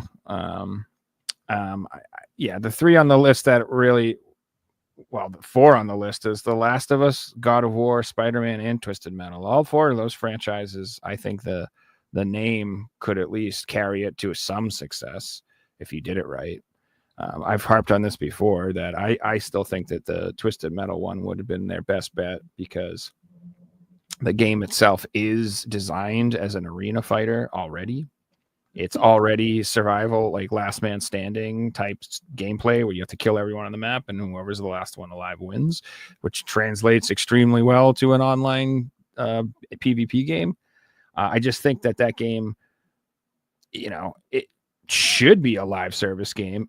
But the thing, so it should have just been a Twisted Metal game, and you should have an offline mode where you can play arena style and not play online the way you always have been able to play Twisted Metal games. You know what I mean? Like those games didn't require too much to them. You just had to do that, put a couple endings at the end. That's it. That's all you had to do. You had the game, and then you had each character had a little ending. And you could do that same thing, and you could make it totally 100% into a live service game where you can play online, and it's very competitive, and you could have ranked matches, skins, whatever you want to go nuts, whatever you want to do. Special weapons, upgrades, customizable characters, whatever you want to do. You could have done it for that game very easily. And it bothers me that one got canceled. I think that one would have been successful, at least, but I'm biased. I mean, I know that because I love Twisted Metal. So obviously I want that to happen. But yeah, Concord got made though. Yeah. And with the whole Twisted Metal thing, you add to the fact that like Rocket League and F-Zero are F-Zero 99, varying levels of success. Rocket League obviously super successful, F-Zero modestly for Nintendo, but it proves there's a market for this online live service type of play with vehicles. There absolutely is. And with the name of Twisted Metal, that's going to attract old dogs like myself. And then, hey, little vehicles that shoot and blow up at each other, that'll attract the kids. I mean, you can't go wrong with that. If it's popular, suddenly you can remaster the old games, which is what they're into right now. Boom, and like double dipping. There's four or what, 5 old Twisted Metal games? Like, that's a lot of money. Yeah. So one thing you did mention though that makes me question is that is an mature game. Like the themes were really hardcore and the stories were like really hardcore, and that's definitely not a kiddie type game. So maybe that's why they didn't do it, because they want the live service. They want all those 12-year-olds and 13-year-olds, all those Fortnite kiddos to play, and they maybe will realize that it would have been an M-rated game. And I don't know. That's Is Helldivers M-rated? I mean, or is that? I don't know. I have no idea how ratings work anymore. So I thought Fortnite was M-rated. Is it? Oh, I don't know. I mean, it's simulated killing, maybe. It's 12 plus over here. Okay. yeah, and Helldivers 2 is rated mature. Yeah, and that was pretty successful. So maybe that's not something. I don't know. Just something to consider. I feel like the higher you rate it, the more kids will want to play it. So it'll be successful. Worked when I was a kid with Mortal Kombat and Mortal Kombat 2.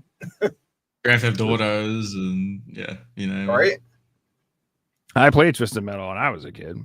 My parents didn't give an F, though. I don't know about you guys, but like they didn't care at all about that, dude. I was watching horror movies when I was like 7. They didn't give a shite. My dad, I remember in the 5th grade, I got the principal called my dad because I was reading Stephen King novels in the 5th grade. And she's like, he shouldn't be reading that. My dad's like, I gave it to him. If he wants to read it, he can read it. And then she's like, but what about all the nasty words? And my dad was like, Joe, what does this word mean? I'm like, I don't know. He's like, what about that word? I'm like, I don't know. He's like, what about this one? I'm like, I have no idea. My dad's like, yes, he doesn't know what any of those words mean. So he can read them all day. It doesn't mean nothing. He has no idea. I feel like my parents only used it as like a punishment if we were misbehaving. It was like, you can watch this, but as soon as you misbehave, oh, you shouldn't be watching it because of the rating, it's off. That's like how it was used. So if we just behaved, it was all good. Grand Theft Auto, we had to play with the sound down unless we were in the cars, and then turn the sound up because I like this song. I used to listen to it back in the day. That's funny. I remember my aunt got so mad that because we were watching The Simpsons, and because she thought Bart saying "eat your shorts" was insanely disrespectful, and that show was like a terrible show, and I shouldn't watch it as a kid because he said "eat your shorts." I'm like, man, I was watching The Exorcist, lady. You need to relax. You know what she says in that movie? Oh my goodness. I just imagine that like The Simpsons held like a major percent of meetings in churches in like the early 90s on how to get this banned. Yeah, they hated it, and especially when George Bush, when he was president, he said he wants more families like the Huxtables than the Simpsons, and because Bill Cosby, he really was a family man. That turned out well. That turned out for you. I remember for me growing up, my mom had a weird thing where we were not allowed action figures. What's up, fake? Fake? We weren't allowed action figures, so no G.I. Joes, no He-Man, none of that stuff. But we could have whatever video games we wanted. So Mortal Kombat 2, all this Primal Rage, Killer Instinct. So there you go. It doesn't make any sense. That all worked out. I just look at the video game like it's a kid thing. That's probably why, Oh, video games are for kids. It'll be right. So I was always like, when I had an older brother who was 5 years older than me. And like, so I just always wanted to be like cool, like my older brother. And like, so I was like way ahead of like, so when he was like, 13 and wanted to watch Freddy Krueger, I was 8 and I'm like, I want to watch Freddy too. So I just like forced myself to watch all this adult stuff I shouldn't have. And to be fair, I shouldn't have. I shouldn't have watched that when I was a little kid. I had nightmares. I was scared. I was scared out of my mind watching that stuff. But I would be like, no, it's fine. Like I pretend Like it was. My brother can watch it. I can watch it too. Yeah. So basically, what would happen is I'd be like, I'm gonna watch this movie with my brother. Yeah, and then we'd watch it, and about halfway through, I'd be like, I just remembered actually I have to do my taxes, and I'd leave and go and be like, it's terrifying. God damn it. I'm going to think about Jason trying to murder me for the next like 6 years. Ugh. But, I had to be cool, but it did desensitize me quite a bit. So, I was like fully mentally prepared to watch movies like Dead Alive and stuff when I got a little older. And just like laugh at them, and it's funny because if you've ever seen these movies, most people are just completely horrified, and I'm like just dying laughing because I think it's hysterical. It's like I laugh at horror movies when I see horror movies and I see like really messed up stuff. All I can think about is I'm like, man, they must have had so much fun making this. You know what I mean? Like it's gross and it's disgusting, but like it's really just like a watermelon. They're smashing and they make it look like the dude's head. It's not real. It's just goofy, but like, I don't know.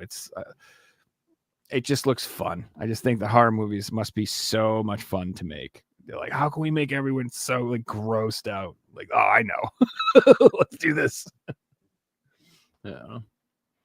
I haven't seen the new Terrifier movies though. I've heard those are absolutely disgusting. Yes, I've heard that too.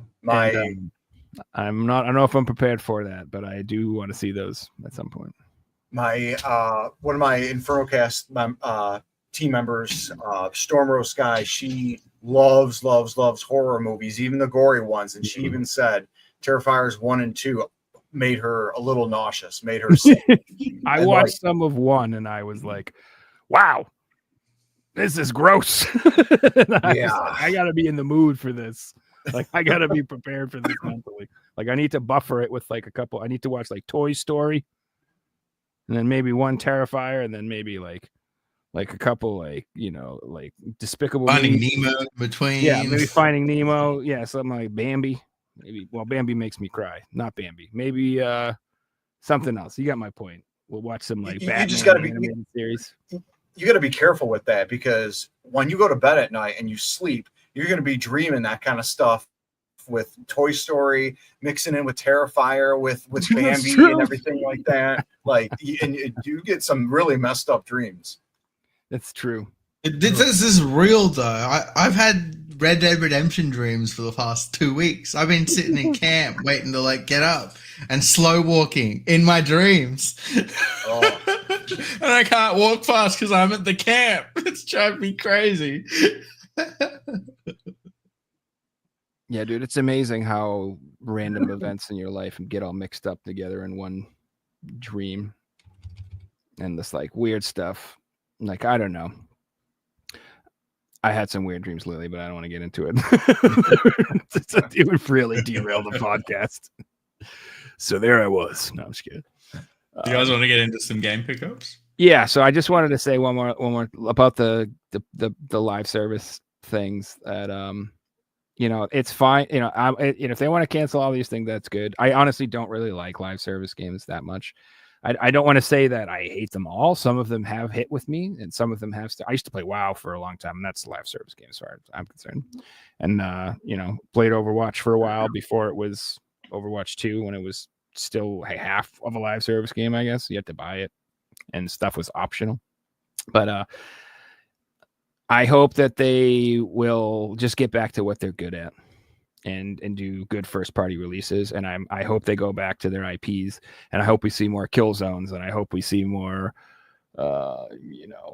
Infamous, and I hope we see more games that maybe just a Twisted Metal game. How about a Twisted Metal VR game? I've said it a million times. How sick would it be if Twisted Metal came out and it had a VR2 option, where you could grab a steering wheel and pop the headset on and play Twisted Metal from the car seat with the shifter and everything, and like have your missiles be on your thing, and like I don't know, to me that would be just absolutely insanely good. It'd be so fun. So yeah, do that, Sony. Sorry, go ahead, Red Figs. Oh, you're muted. if you were saying. Oh, I was just saying games like SOCOM, Resistance, like Yep. we can go on for days. Like, imagine a new SOCOM online only shooter in 2025. Like, Mhm. oh my god. Yeah, I don't know why they're People are sleeping still so playing the hard on that. PS2 version online. Like, come on.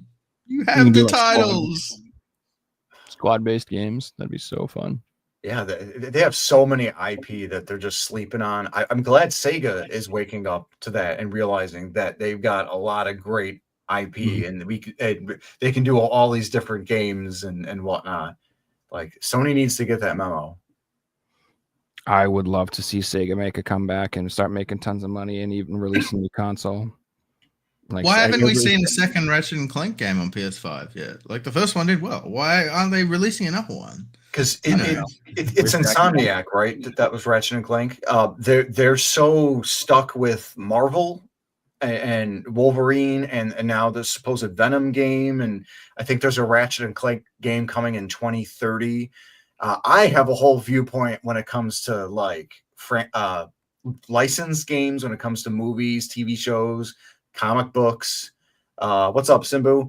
And like it's one thing to have, you know, a studio do that every so often, but to commit one of your best ones to just that set, it's kind of a shame because they're such a good developer. Yeah, I hope Wolverine's good. I hope so too. It should be. I mean, Spider-Man 1, Miles Morales, and 2 were fantastic. Yeah, and the Wolverine game that came out on PS3 is fucking awesome.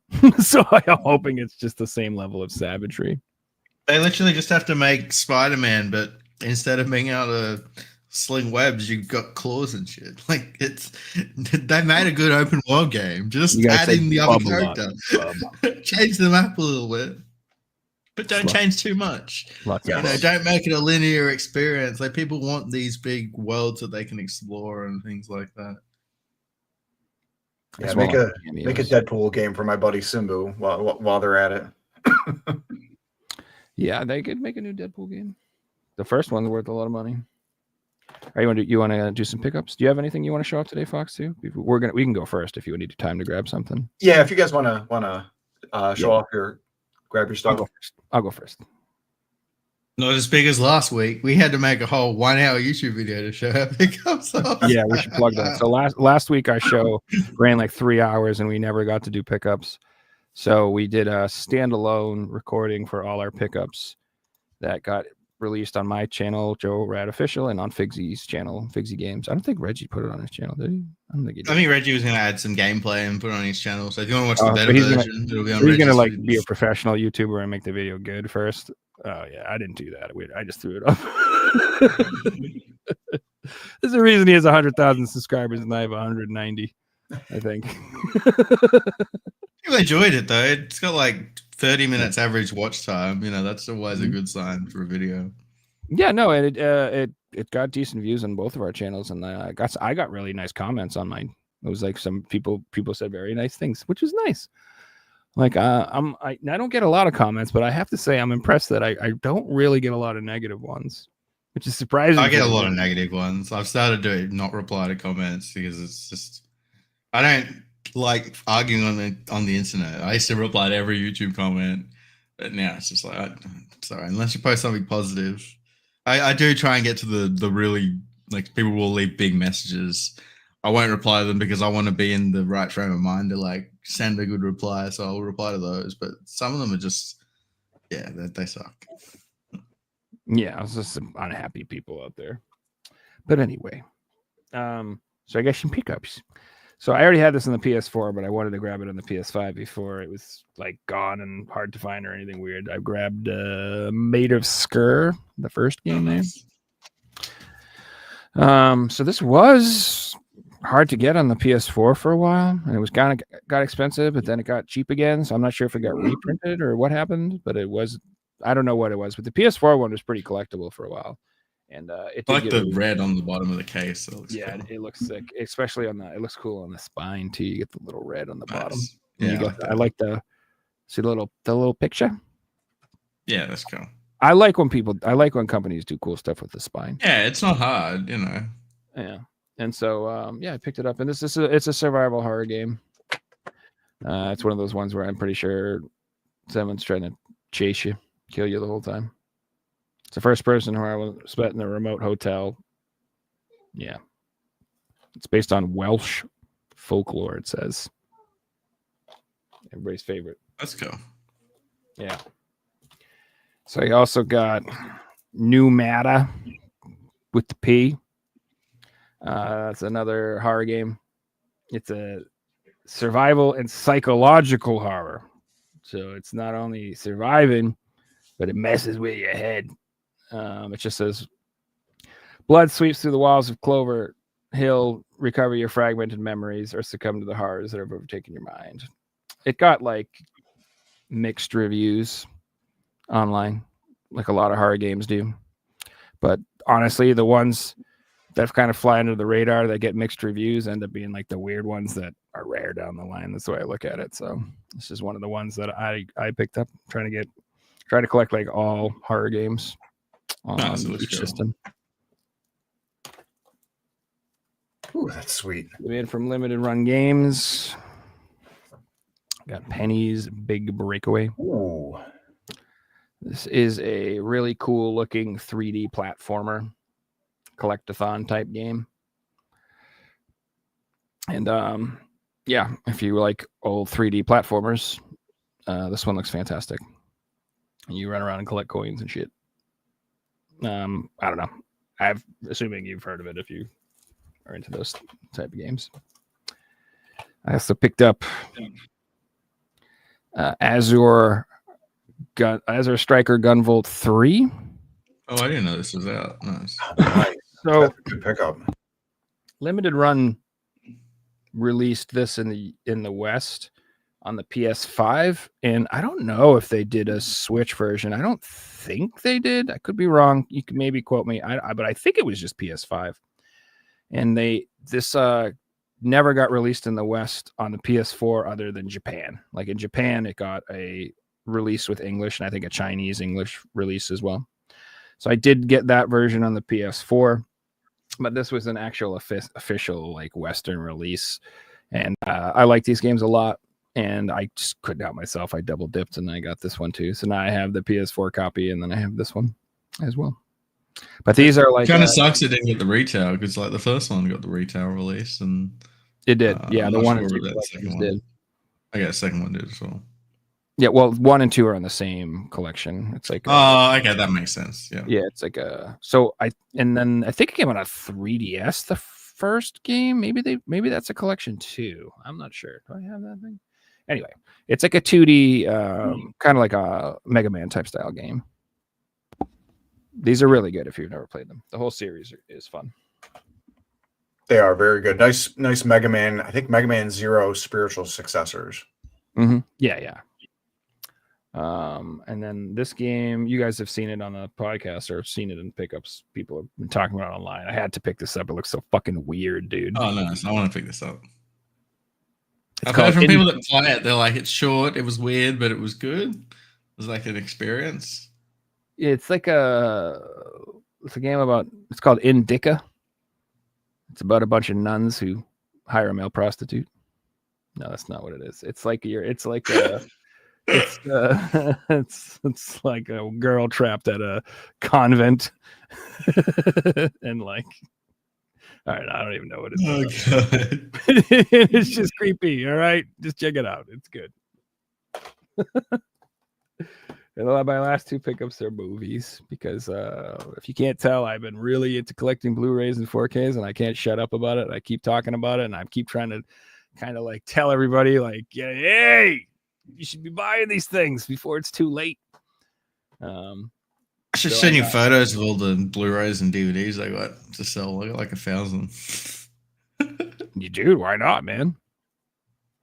I got Who Framed Roger Rabbit in 4K. Yes. Collector's edition. Very nice. Yeah, so this one was sold out a whole bunch of places. This is like, I can't remember where I got it. Maybe Walmart. I think Walmart had it in stock, but there weren't many left when I checked. So it was one of those. These are, when I scroll through 4Ks and movies and stuff like that, if I see something I'm interested in, I'll like kind of see if it's available other places, and if it's sold out everywhere except for one website, I'm like, I'm buying it because they'll be the last ones, and I don't know if anything's ever getting reprinted ever again because it sounds like all the stuff are getting shut down. So I'm getting worried. So it's like I feel like there's these will go away. So if you're interested in owning any movies that you really like, I would get on it before they're like $300 because I just think that's what's going to happen. Yeah, it's like get your core, get the core, get movies that you really want to have, and make sure you snag and secure them. I had a Simbu will tell you, who's in the chat. He's also a member of the InfernoCast that's on my channel. He's seen in person a literal full bookshelf that I had just of DVDs of all the movies and stuff like that I have, and I ended up taking one of those, getting one of those like big like sleeves or something like that, and got rid of all of the DVD cases and put like the in sleeve and the DVDs in that, and saved so much space. And it's in one of my fire safes. It's not going anywhere, but I've got the entirety in two of those things, and save such a great thing to save the space on. Yeah, and I mean, if you want to just pirate everything and put it on a hard drive, you can do that too. I'm not saying that's like not a solution. Like if that's what you want to do, I always, when it comes to physical media and digital media, I'm just against subscription services only. Like I can't stand that idea. That whole idea of the future is that everything's a subscription service and you have to pay for it for eternity to own it. Like on Netflix, I like Cobra Kai, and that's it. I don't watch anything else on that stupid network. Why am I going to pay them $25 a month in perpetuity forever to watch Cobra Kai when I feel like it? You know what I mean? But why would I do that? It's absolutely ridiculous. I'd rather wait till if they ever do release a set, I'll buy it, and then I'll never watch Netflix again. Yep. And the only one I can agree with is Amazon Prime, because it's not just that. You get music, you get free shipping. I use the subscription on Twitch, which is the same price as the membership.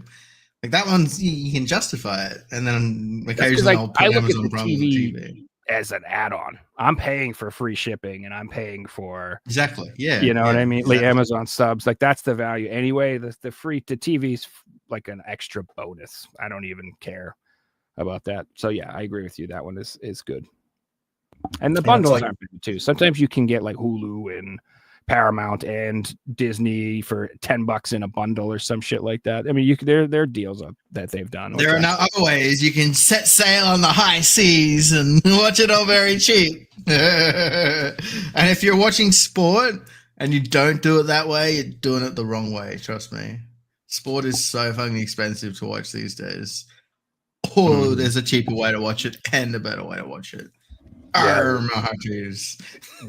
sports are nuts, especially I live in the Chicagoland area, and to watch the Chicago Cubs, you have to pay a separate streaming service called Marquee just to watch them. It used to be free on our local WGN. No, you got to pay a separate thing just to watch the Cubs now, and it's ridiculous.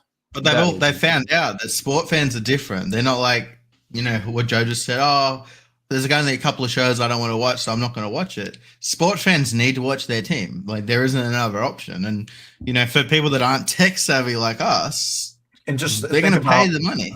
And think about the sport fans that constantly buy the Madden games and the FIFA games year after year, every year. They're the same people. Yeah, it's true. So yeah, that's like I said, I'm not against piracy or digital media. Like I feel like people probably just assume we hate digital media because I like physical stuff.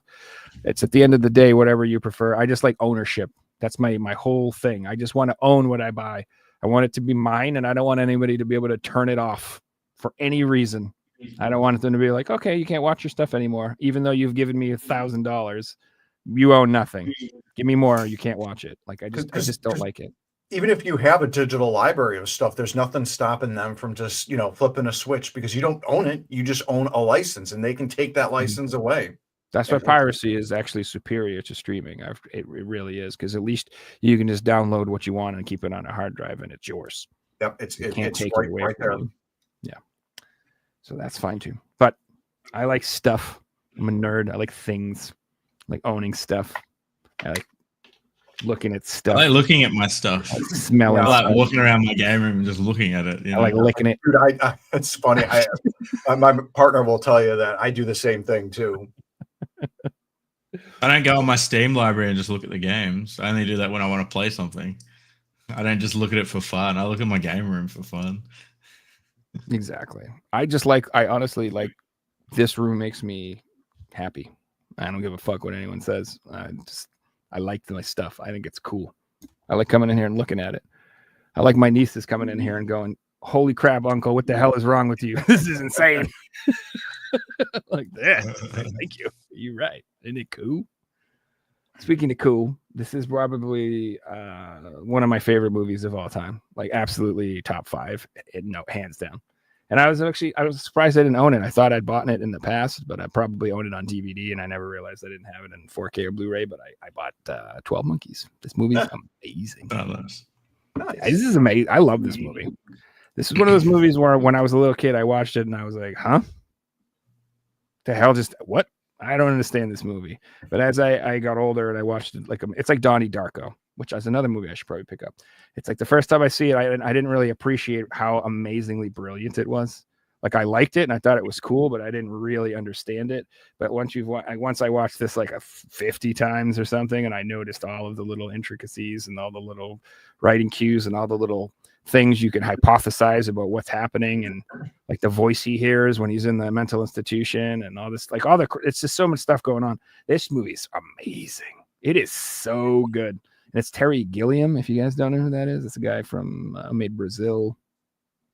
I think he was in Monty Python or did something on Monty Python. He made a couple Monty Python movies too, or was involved. I can't remember, but anyway, he's amazing. He's an incredible director. So yeah, if you've never seen this, you should see it. It's fantastic. 12 Monkeys. Nice. And that's everything. That's all I got. Very cool. That's some fun pickups there. What you got, Figs? I got an interesting bunch of stuff. So EB Games had like a crazy Tuesday sale this week. So at like midnight or 10 o'clock on Monday, I got on the website and I looked through like 1,000 items and 999 of them were all sold out. But I got this for $5, Slaycation Paradise. It actually looks kind of cool. It's like a top-down run and gun kind of game. Go around like unlocking things and fighting bosses and yeah, I mean, I'm gonna give it a go. Play it for $5. Switch game, you know, the carts are worth more than that, so you can't go wrong. I got a few things for eBay, but it's just like basic stuff like FIFA games for $1 and things like that. Nothing exciting. There is one more thing, but I'll get to that at the end. So I did an order at my local store, and then I'm like, I only got one thing. This sucks. So I looked at all the EB game stores in like the area, and I ended up ordering at 2 other stores, which were like 2-hour return trip. So I like made a day out of it yesterday, and I found a couple of games. At one of them, they had a buy one get one half price sale, and these are 44 each. So I paid like 68 or 65 for them both or something. First one, I've had the American version for like 3 years, but this is the Game of the Year edition, which is really hard to find in Australia.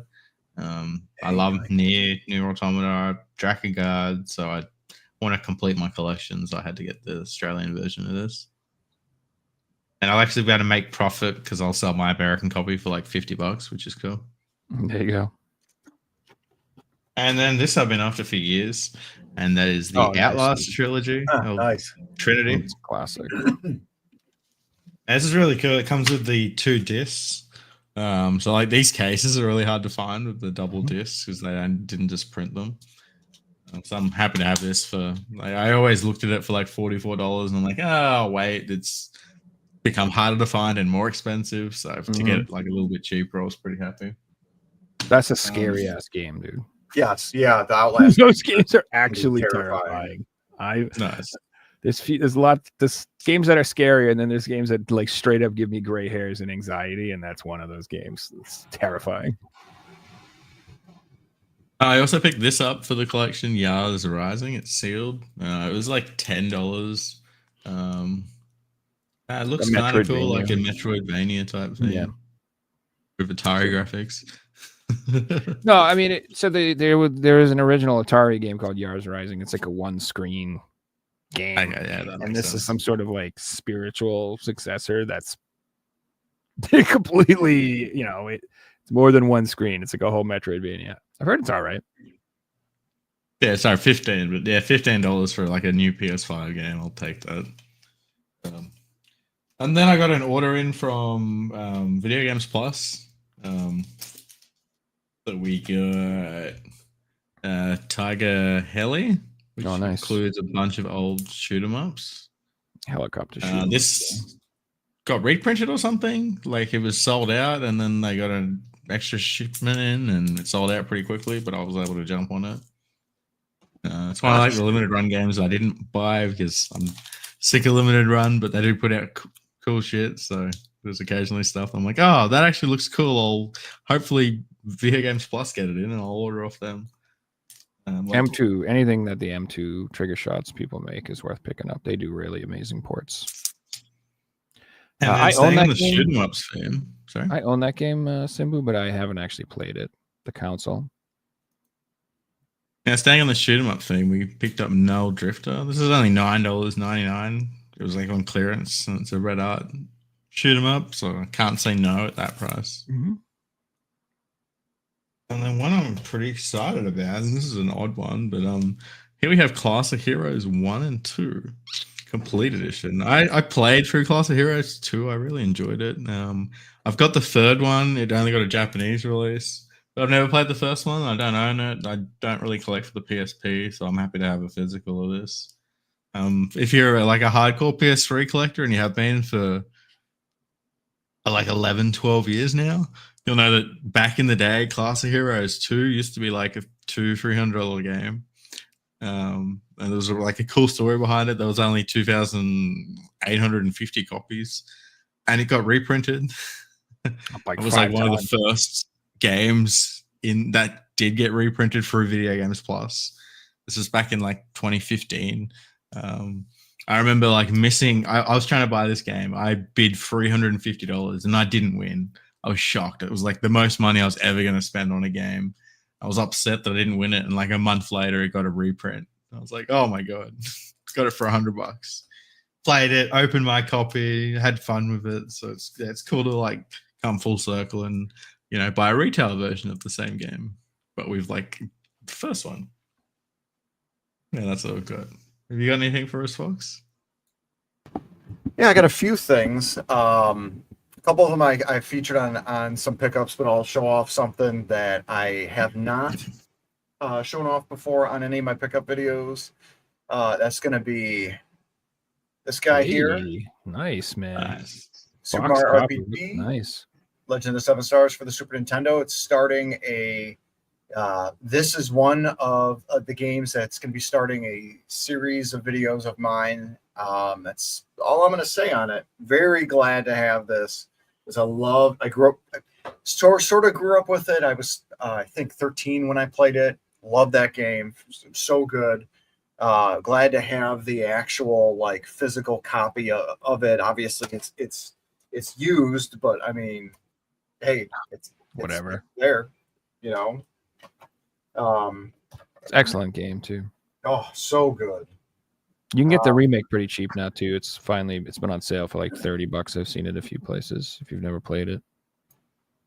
And the remake's definitely great. Easy. It is very easy on the normal mode, but so good. Then a couple other smaller pickups. Physical copy of Black Myth Wukong. It's the big Chinese hit. 20 million copies digitally. I had to take a bite on the physical because, again, kind of speaking of what you were saying, Joe, I want to have this physically. I want to have it in my hands. Excuse me. I want to be able to play it whenever I want and not have it taken away because you never know with digital. And I've got it, so definitely happy to have it. It's so good. I recently got the platinum trophy in it. It was such a good experience. Like absolutely amazing. Don't know how it didn't win Game of the Year because I'm playing Astrobot as well, and it just because they're not in the same category to me. No offense if you like Astrobot, but it's not Black Myth Wukong. Oh man. Two more things. I'll show this guy off. Physical nice. collector's edition, Othenfeld Ghana. I was listening to your guys' last conversation last week, where he mentioned that this is his favorite in the Ease series. I'm right there with him. This is the game that reintroduced me to Ease, because I played Wanderers from Ease back on the Super Nintendo when I was 9 with my older brother, and it's kind of like Legend of Zelda Link's Adventure for the NES, except crappy.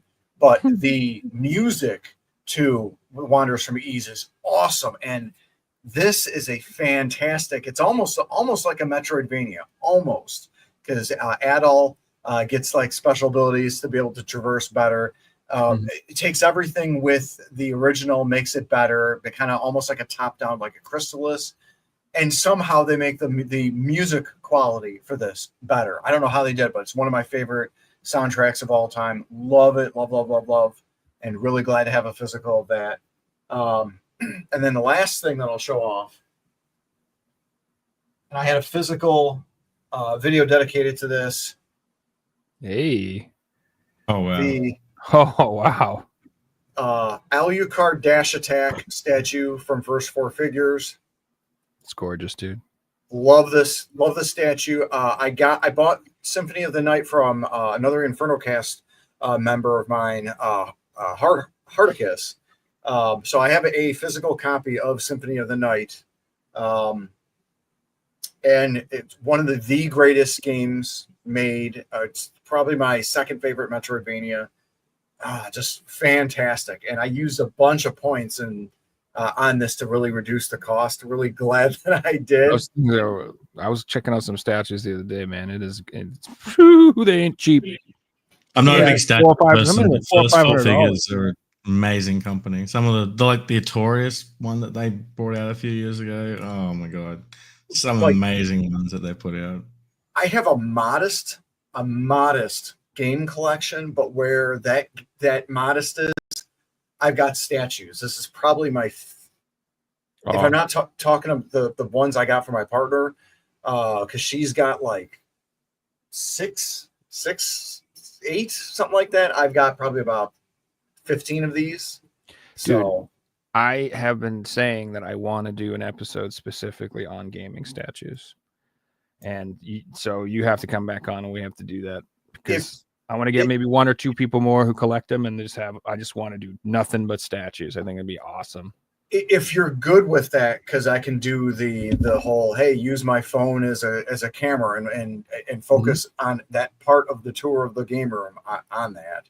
And no, Simba, I don't have the $2,600 cloud statue. Not yet. No, probably not going to be able to get that. Someday. Remember the $15,000 one that Square Enix did a couple of years ago? Was that for? I had 14? I don't have a lot of money, but like we're dinks, so things were okay.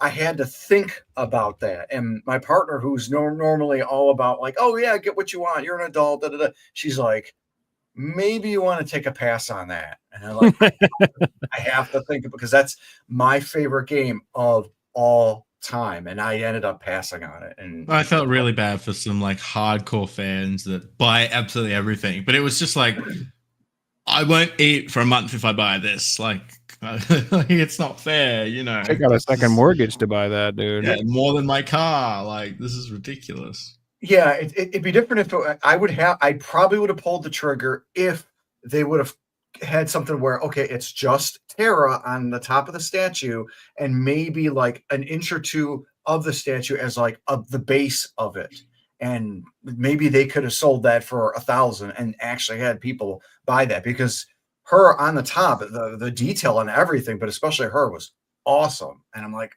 oh, if they only had that.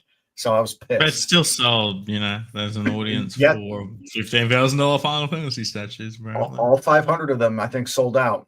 I don't have no idea how. For that much money, it better be life size. It better be Cloud on the motorcycle with the Cloud Buster sword. It better be insane. 15 grand, dude.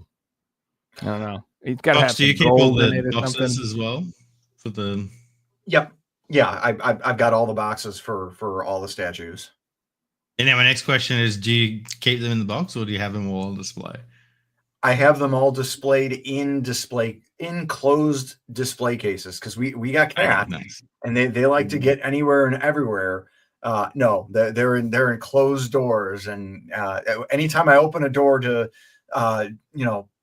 not polish but use a wipe to wipe them down if I see dust, the cats know the noise, and one or two of them will come running like, nope, you guys aren't going in here. Sorry, guys. Yeah, that's.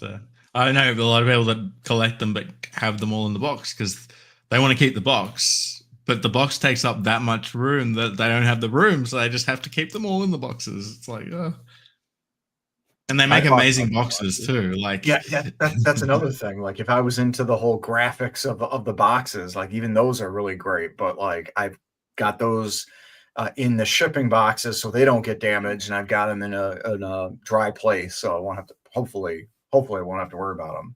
Moving. I went through a phase of going hardcore in collector's editions. I had between 150 and like 200 big box collector's editions at one point, but it took up a whole room. Like I had a game room and then I had a collector's edition room. So I decided to sell most of them, keep all like small stuff that fits in the shelf, and only keep the big stuff of like my favorite games, or some of them that I've still got, but they're on eBay for a high price. And if someone wants to buy it, I'll sell it. But otherwise, I'm keeping it. Things like that. Nice. Yeah, so that's pretty much what I'll show tonight. Nice. Very cool. Well, that's perfect because that puts us right over the 2-hour mark. It's usually as long as we go. So what do you do, like your show, like a specific night of the week? Or is it kind of random, or how do you usually do things? We are supposed to have a schedule, but whatever. We do our best. We're pretty consistent. You guys have been pretty consistent. I've been checking you guys out for a little bit now. But yeah, we do two different types of things. I do my own content of just like thoughts on video games and like general culture stuff regarding, again, Nintendo RPGs, Bojazz, like that. Friday evenings, short videos, 10, 15, 20 minutes. But the InfernoCast, we do that on Tuesday nights. We record at 7 Central, but then post the episode around 8 or 9 Central. And so it's me, Simbu is here in the chat. We got a couple others, and it's like it's friends and family. Sometimes we'll have a guest or three join us, but like it's the funniest thing because it's like myself, it's my partner, it's my sister-in-law, it's sometimes my best friend's brother, a couple of really good friends of mine, and cross section too, where like one other good friend of mine, Simbu here, is also my best friend's cousin. So it's sometimes when you're just hanging out and you're chilling with your buds, BSing, or you talk about video games. It's really what it is. Just chill time. Is it all in the same room when you do it as well? Or? Oh, I wish we could do that. No, we just, it's kind of like this setup. Okay. Yeah. Fair. Yeah, it's very cool. That's what it should be about. I mean, I like video game content that's just about liking games and games that you like and things you picked up on. There's a lot of negative content out there nowadays, obviously. Yes. And, I get it. The criticisms are fair and real, and I understand it. But after a while, it's kind of grating on your soul. And I'm just like looking for positive content from people who are just like games. That's nice too. So if you're looking for that sort of thing, it's a good channel to check out, guys. InfernoFox Gaming. I did put your links down below in the subscription to his YouTube as well as his X account. You on Instagram or anything else or anything like that? Or I got a Facebook thing and a Blue Sky too. Okay. But yeah. Yeah, I have a Facebook. I don't use that. I have a Facebook literally just for Messenger for like booking guests. So if anybody wants to add me for that reason, you can, but I don't post content. But I used to use the Marketplace, but Marketplace sucks these days. Sure set does. my radius for 100 kilometers, and like the first post is on the other side of the world. It's like No, doesn't it's work. junk. And even if you see anything on there, it's like, I have 6 Atari games, 400. I'm like, or what? make an offer. Like, sorry, what? We're saying figs? Make an offer. I hate that. Yeah. It's like, no, you're the one selling it. You tell me how much you want for it. I'll either Right? pay it or I won't. Yeah, I see that all the time. $1 priced individually, ask for prices. I'm like, just no, I'm not doing that. Because Or if have a picture of an especially when people say expensive game make an with a offer, cheap price. if you and say it's not make an for that. offer, I'm going to be like, all right, $5. Will you take that? I'm going to give you the lowest fucking number in the world if you do that. And then they're like, well, $5. This is like $200 worth of stuff. Oh, so do you want 200? On eBay, you should get $100. You know, so I want $100. Like, Just put it in the post, and then if You I gotta do the work, know pay how the cheap you are fees, for what you and do have. the shipping, and make the $60 profit. Yeah, I don't know. Any if anything is ever reasonably posted, it's gone for in a minute. So, and also I do understand how it is. Like if you're selling on Marketplace or something, and you want $50, you have to list it for $100. That's just how it is, because everybody's going to lowball you and try to get it. Like people always need to feel like they're getting a deal all the time. So if you want 40, you have to ask for 60 or something. You have to ask for more than you're willing to take, or you won't get what you want. So if you put it up for 40, you're just going to get offered 20. It's just how it is. It's just how it is psychologically. I don't know what's wrong with people. You could be like, this You're is right. $300. You're like 100% right. Yeah. Even $5 or $10 more. Like people want to get that little like psychological win. Correct. Say $5. Exactly. So I could be like, I could sell a $300 item and it'd be like $150. Great deal. And people are like, 140. You busted my balls. I'm like, all right, dude, it's half. It's such a good deal already. But it's all right. You win. I'll give it to you for My $5. daughter's cat just died. So if we could get this for 140, that would mean a lot right now. Single mom here. Any deals? Those are the best. Those are the best. Like, what? I own a goldfish. Can I have a deal? Hang on. You're missing I will send a courier to your house. And if you could send me your email and phone number. Yeah. I'll put a deposit down and I'll have, all right. Yeah. Get out of here. So, anyway, this was really fun. I hope you guys enjoyed it. I had a really, really good time. Our next episode is going to be a European one, I believe, right? So it's going to be probably on a Saturday or Sunday next week. It won't be on a Thursday, and it will probably be like early in the morning because our guest will be. Is it Nicolo next? Yeah, so it'll be like late night if you're in Australia, like in 9-10 p.m. or something, and early morning if you're in the US. And it'll be at a normal time if you're in Europe. Exactly. That's what we call it, a European show. So if you live in Europe, you'll be like, I can actually watch this. It's not at 5 a.m. or whatever. But if you're in the United States, it's going to be a breakfast show. It might be like 8, 9 a.m. or something like that. You can come and talk some games, and drink some coffee with us. So the next 2 shows will be like that. So we'll get back to normal scheduling in a couple of weeks. So stay tuned. That's right. So yeah, keep if you guys would like the episode, please like, share, and subscribe to our channels. Please follow me on X. That's where I post updates about the show. Let people know I'm booking guests and stuff. X-rated content. Go rad. If you're a collector and you want to come on the show, send me a message, either on Facebook or on X. And we'll see you guys next week. Thanks for watching. Good night, everyone. Later, everybody. Night, guys. Oh.